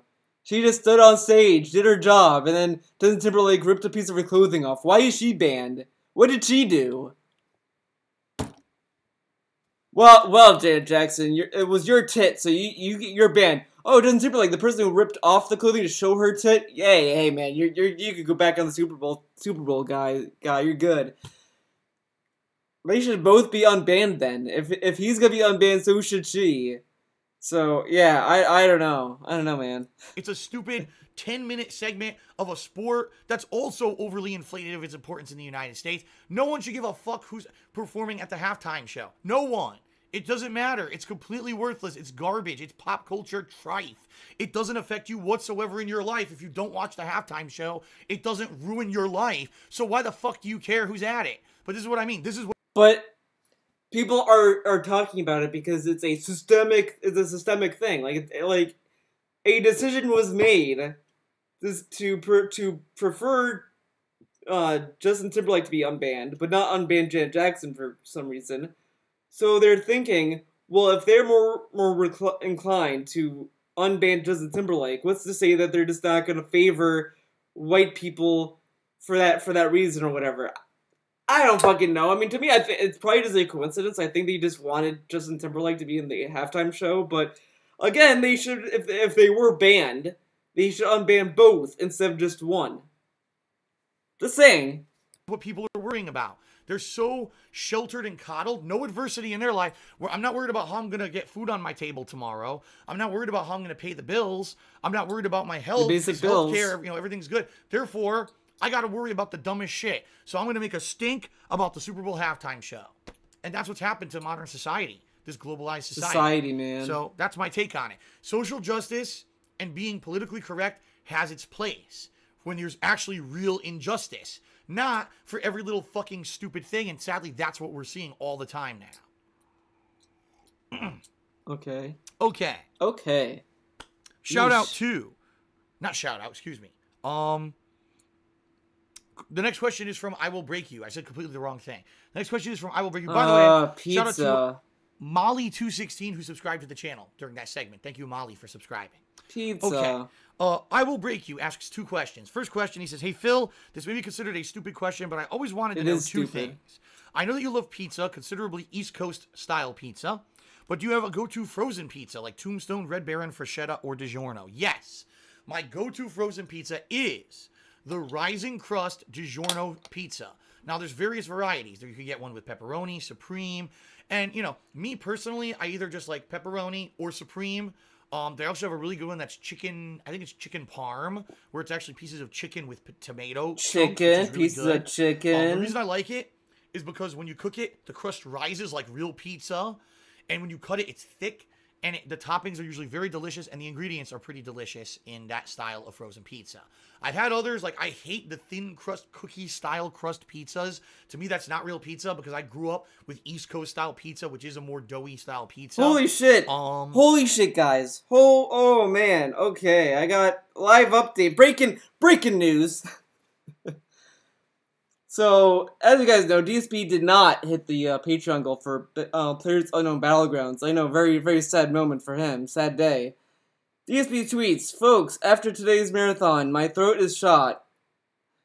Going to take today to recuperate. I need it. I'm canceling today's stream to rest. In case you guys were wondering, he was going to stream Mario. A game that he would make nothing on YouTube for, because Nintendo would claim those videos, as always. So, on top of not hitting the goal, and then playing a Nintendo game, probably pissed him off. He was probably hoping that he would hit the goal, and then he would probably play the game, because he woke up, he did the marathon yesterday, his voice sounded fine, sounded normal, and now he's not doing a stream today. Okay. And then he says, more than likely, next week I'll be delaying all the new games. Things are getting crazy backed up and I don't want to juggle too much.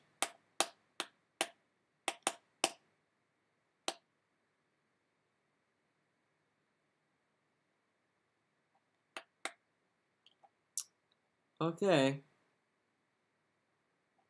Okay, Phil. Good idea. Well, at least I don't have to worry about missing pre-stream. I'll say that, because I was very curious to see what he was going to say in pre-stream today. But there you go. DiGiorno Rising Crust. Okay, that's my fave. My fave. By the way, shout out to Golden Colts, who just did a 100-bit cheer. I will break you out a second question. He says, I know you like to make your own sauce, but let's say that you wanted a quick meal and didn't have any of your homemade sauce around. You know, we're going to skip this. Fuck this. I don't care about pizza, to be honest. What pasta sauce do you make? I make a real Italian pizza. Okay, I don't like the fake Italians. I'm a real Italian. I go to the shop, buy a can. Thoughts on comparing 9 to 5 hours job versus being your own boss? What the fuck kind of question is that?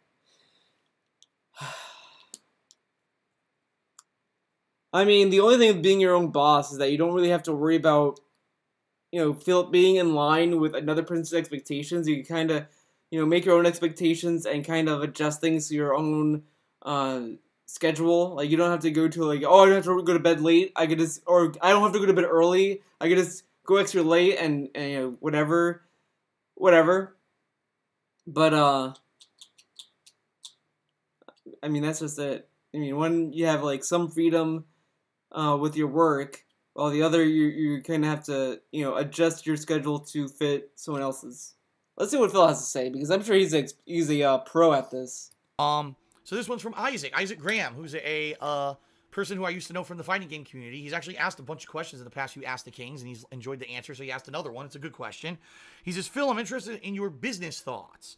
What do you think about someone who works a 9-to-5 job for their whole life and makes a decent amount of money, let's say $100,000 a year or more, and then retires versus being your own boss and setting up a business? Are you someone who likes to take a risk and maybe get a bigger reward for it, more so than someone who would prefer a steady income? Well, here's the thing. And I've said this many times over the years. Many people may not realize it because I don't mention it all the time. I didn't intentionally said this steady income. Who likes to take a versus amount of money? What do you think about someone who works a 9-to-5 job for their whole life and makes a decent amount of money, let's say $100,000 a year or more, and then retires versus being your own boss and setting up a business? Are you someone who likes to take a risk and maybe get a bigger reward for it, more so than someone who would prefer a steady income? Well, here's the thing. These people would like a steady income. He would love a steady income. That's why he wants people to continually pay for Patreon, go to Twitch, go to tips, bits, all these ways to help him get money. Because he wants steady income. And that's why a lot of people think he's a fucking idiot for having all these plugs. Because the thing is that the reason why people say don't do YouTube for a business, don't do live streaming for a job, that kind of stuff, because it's not fucking steady. Because you could make like $1 million one day, then the next day you could make $0. Like, You know, that's why you don't fucking do this as a job, because it's not steady. And I said this many times over the years, What many was people may this? not realize it because I don't mention all. Here's the thing. And I said this What the many fuck was that? Fucking shaking his tits, dude. What the fuck? Well, here's the thing. And I said What this the many fuck times over was the years, many that? people may not realize it because I don't mention it all the time. I didn't intentionally do this as a job. What I'm doing right now, I never intended to do as a job. I made YouTube videos as a hobby from 2008 Oh, the same till story late we always 2010, hear. and never made a dime doing it. It was just my hobby. I liked playing games and filming them and putting it on the internet and doing some vlogging here and there. I just thought it was fun to do. It was fun, dude. Interesting to do. Total fun. Fun. Then I lost my full-time office job in late 2010. I was laid off, and I needed to find something quick to start making money. But was it mutual? Phil, I need to know, was that mutual like everything else in your life? Condo, I had a car, I had all these payments and everything, and I was like, how am I going to keep my stuff? It's all going to get, I'm going to go into financial ruin here if I don't find a way to make money. So then I found a way to monetize my videos, and the rest is history. So I've been in both parts. I've had the 9-to-5 office job, and I've had the run at being my own boss, all right? The 9-to-5 office job has its advantages. For example, you work 9 to 5. Now, yes, sometimes if it's a salary job, you're required to come in early and work late, and if you get a special task or whatever, you're required to. But in general, you have set hours and you actually have time away. Versus if you're your own boss, you own your own business, there is no time away. There's just not. The time away you take is $1 you didn't earn. And so really what you're doing is just like in real work. Time off, you don't get paid for it unless like there's a perk for it, but it depends on the job, and usually it's the good jobs that offer that. Chancing that something, you're going to make less money or something could go wrong if you take time away from having your own kind of business. Even if I didn't do YouTube, if I had my own restaurant or whatever, it would be the same thing. I'd always have work tied up in a restaurant or whatever. I'd always constantly have to be thinking about that, right? Right. So in that regard, that's one positive about actually having the office job is you're actually you're able to have a work-life balance. You're able to walk away at certain times during the week to have time to yourself or time for your family versus when you own your own business. Basically, your life is your business, right? Now, yes, you can still have family and everything, but it's really challenging to find a balance between all that stuff. It really is. Stuff. Another thing about having a 9-to-5 office job, healthcare. Typically, most major corporations in the United States will provide you with some kind of bundled-in healthcare. Yes, you pay for it, but typically it's less expensive than if you went out there and got healthcare for yourself. I know personally, when I used to have healthcare through my employer, it was way cheaper than now that I have to go out for myself and get individualized healthcare because I'm self-employed. And typically the healthcare is a lot better because they're able to negotiate and bargain with these big insurance companies to get better plans for their employees. While I'm just relying on whatever those insurance companies offer, right? And since Obamacare came into effect, now I'm basically just relying on whatever Obamacare mandated that these companies offer. So healthcare is a huge, big one, all right? It is. Also, having a 9-to-5 office job, one of the big benefits is retirement. A lot of them will set you up with a 401k or otherwise another kind of a retirement plan where you can funnel a little bit of money into it. A lot of these places will match the money that you've actually put into the plan. Take a sip. Guess what? Self-employment, there's no money. I have no retirement fund, zero, because I have no money. So no money, dummy. Nothing right now, I have nothing for retirement. I have to keep working constantly, for as far as it goes, and honestly, it sucks because if I had a 9-to-5 job, I knew I was on a career path, for example, what the fuck, where I had maybe opportunity for a promotion, or even not. Maybe if I was just settled into my job and people liked what I did, and I was valued as an employee, I could set goals and say I could do this at this stage of my life, and this at this stage of my life. I haven't been able to do that doing this because I never know tomorrow what's going to happen with my income. My income could fluctuate tomorrow. My income, you know what I mean? That's really what's happened with me is I had goals and plans and most of them never came to fruition because something would happen. YouTube ad revenue would plummet. Oh my God, false copyright strikes. You know what I mean? All this shit. And it always would affect me and put me in kind of a state of just maintaining. So, yeah. It sucks in that regard. Now, let's talk about the flip side. What's good about being your own boss versus the 9-to-5 job? Well, number one, I've been able to do something that I love. I didn't love my old office job that I had. Oh yeah, he loves video games, guys. He loves them. I every time I watch a stream of him, the love oozes out. You know, let's go back. Oh, excuse me. Let's go back to DSP Gaming, our favorite site of all.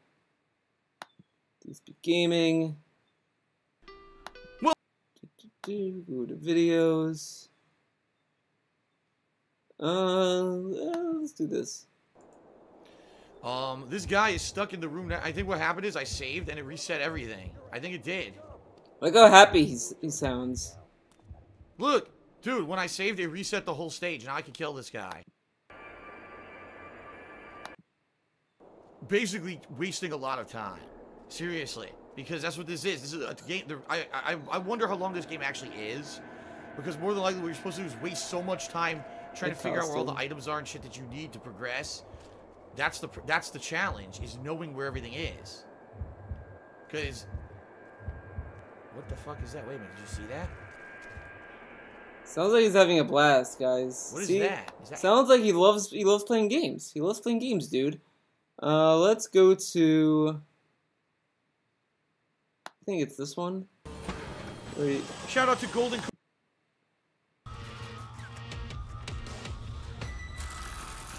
Look how happy he looks. He looks really happy to be playing video games, dude. Staying in a static position, communicating with chat.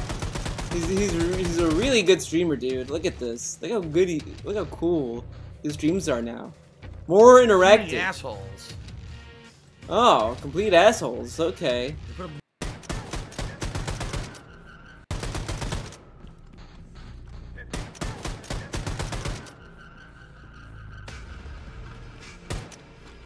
The fuck? I didn't even do that. Man, he really looks like he's enjoying playing Wolfenstein. You know. I ran out of fucking ammo! You've gotta be kidding me. At the last second when he comes down again, I'm about to kill him. I have no ammo. Thank you, Golden Colts, for a 580-bit cheer. Yeah, it sounds really happy. I liked it somewhat. Really what I liked is when I got respect and when I got... Oh, he likes when he gets respect. Oh, man. Who would have thought? Who would have thought? I mean... by my management to do a good job. That's what I like. The responsibility and the accomplishment of doing something good.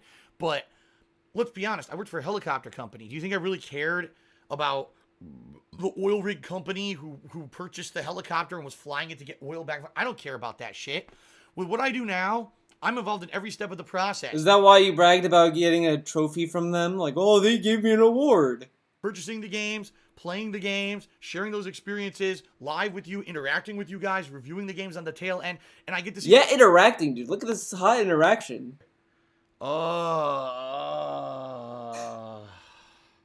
This is Thank you, good. out of here for a 49-bit cheer as Oh, well. man, this interaction. This sucks. Alright, I'm gonna do it now. This is enough of this fucking stupid bullshit. This is good interaction, dude. This is hot interaction. Look at... he's so interactive with his chat.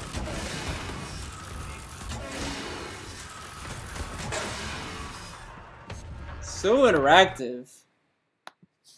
The direct results of satisfaction of my work because I get to see you guys every day, right?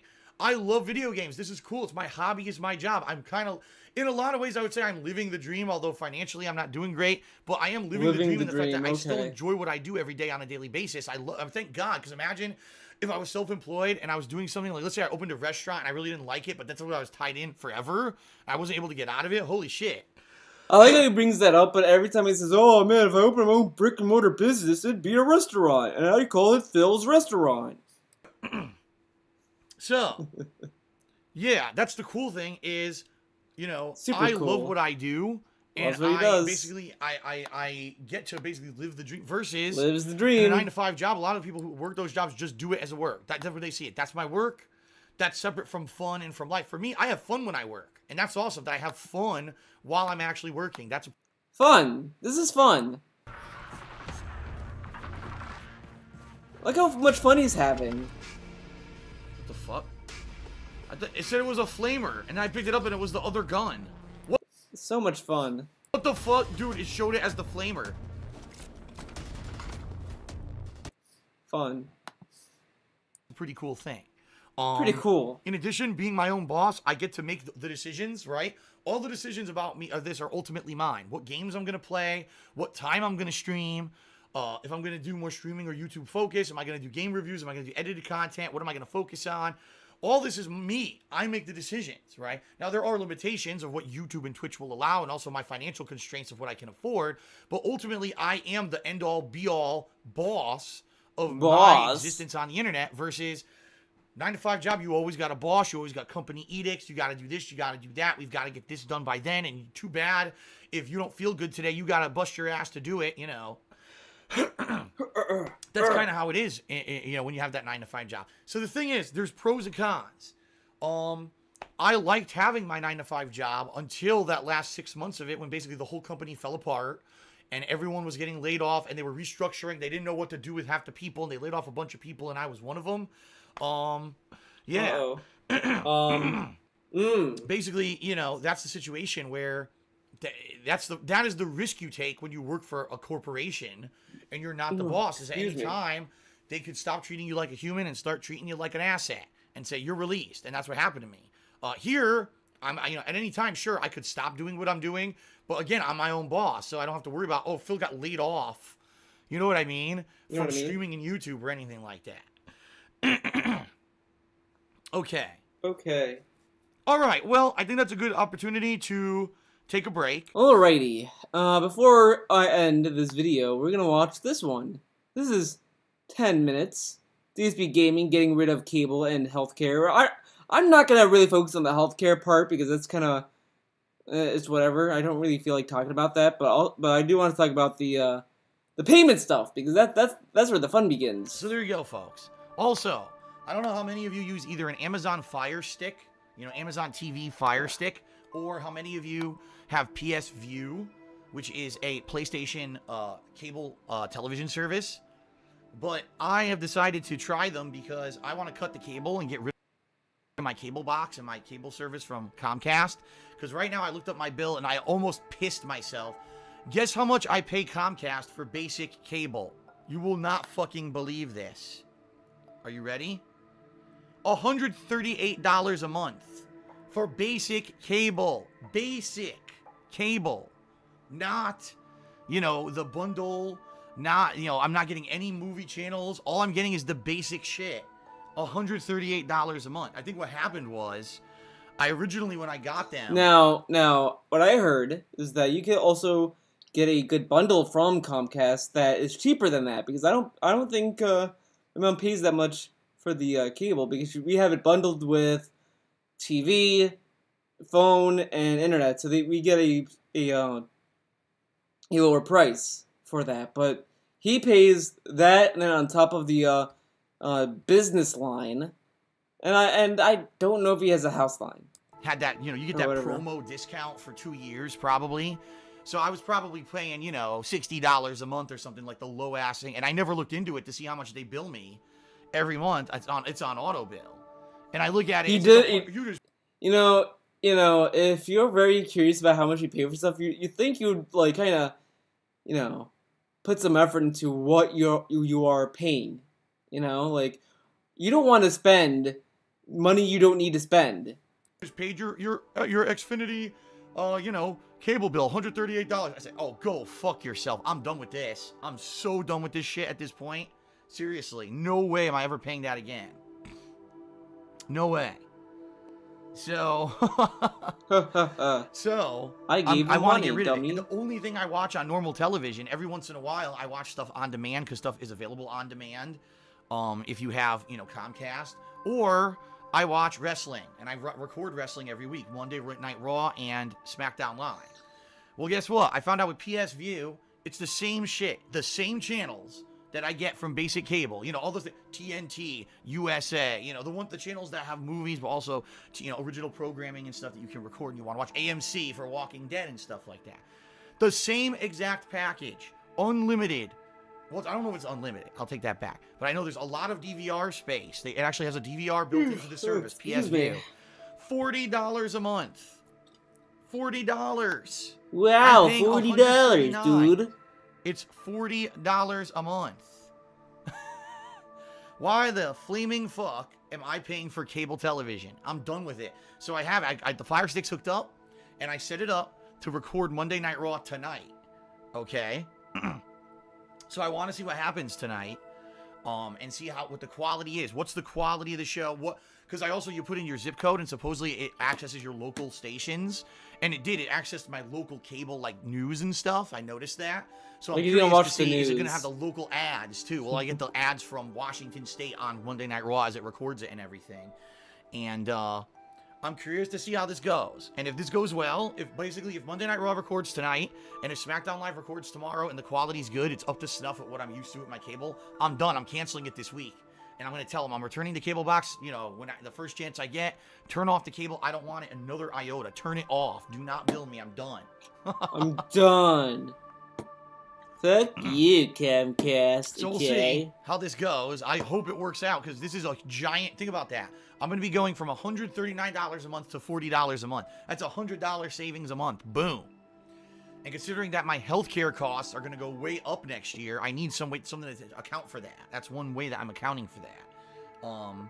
Oh, wait. So that's good. Also, another thing I did to cut costs, I changed my cell phone. You think that... Okay, guys. I know a lot of you already know what's going to happen, what he's going to say next. But, man, if you thought he was done talking about Leanna, let me tell you. Plan, because obviously I'm single wrong. now.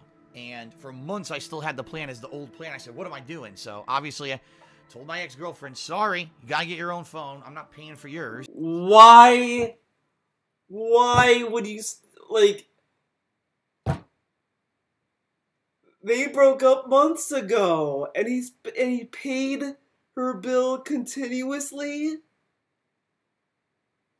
Dude, either she broke up with him, and he was hoping that, if I keep paying for her bill, she'd come back to me, like, hoping that, like, that would be a way for her to get back to him, I guess, but he still... Dude, he should have done that shit months ago. On top of that, or at the very least, or most, I should say, I guess, is to ask her for the money that she owes him. Like, he could get money from her easily by just saying, hey, Leanna, I paid for your bill for this amount of time, okay? And I want you to pay me back. I mean, it's shitty. You could say it's a shitty thing to do, but at the same time, it's not fair for you to pay for someone else that is not in your life anymore. I mean, I could understand if he paid, like, 1 month, and that, okay, fair enough, that should be a free month for her, I guess, but he spent so much money, but at the same time, he should have done the initiative a while ago, so it's like a mix. It's a mix of it's his fault for paying that much as he did, but I like how he's just like, I can't, like, girlfriend told her that I'm not paid for anymore. Like, yeah, okay, it was mutual, guys. Remember, mutual. No resentment, no anger. Just mutual. Canceled hers and looked at my cell phone usage, and basically I used nothing. She was using everything. No lie. She was using everything. What a nice thing to say. Oh, I can't tell you what's going on with my personal life. I'm not gonna tell you how I broke up with her, okay? But, I'm just gonna keep saying it's neither marks. They're shitty, but they're not shitty, okay? I'm just telling you as it is. He thinks that saying this isn't shitty. Is not throwing her under the bus. Saying that, she used all our data.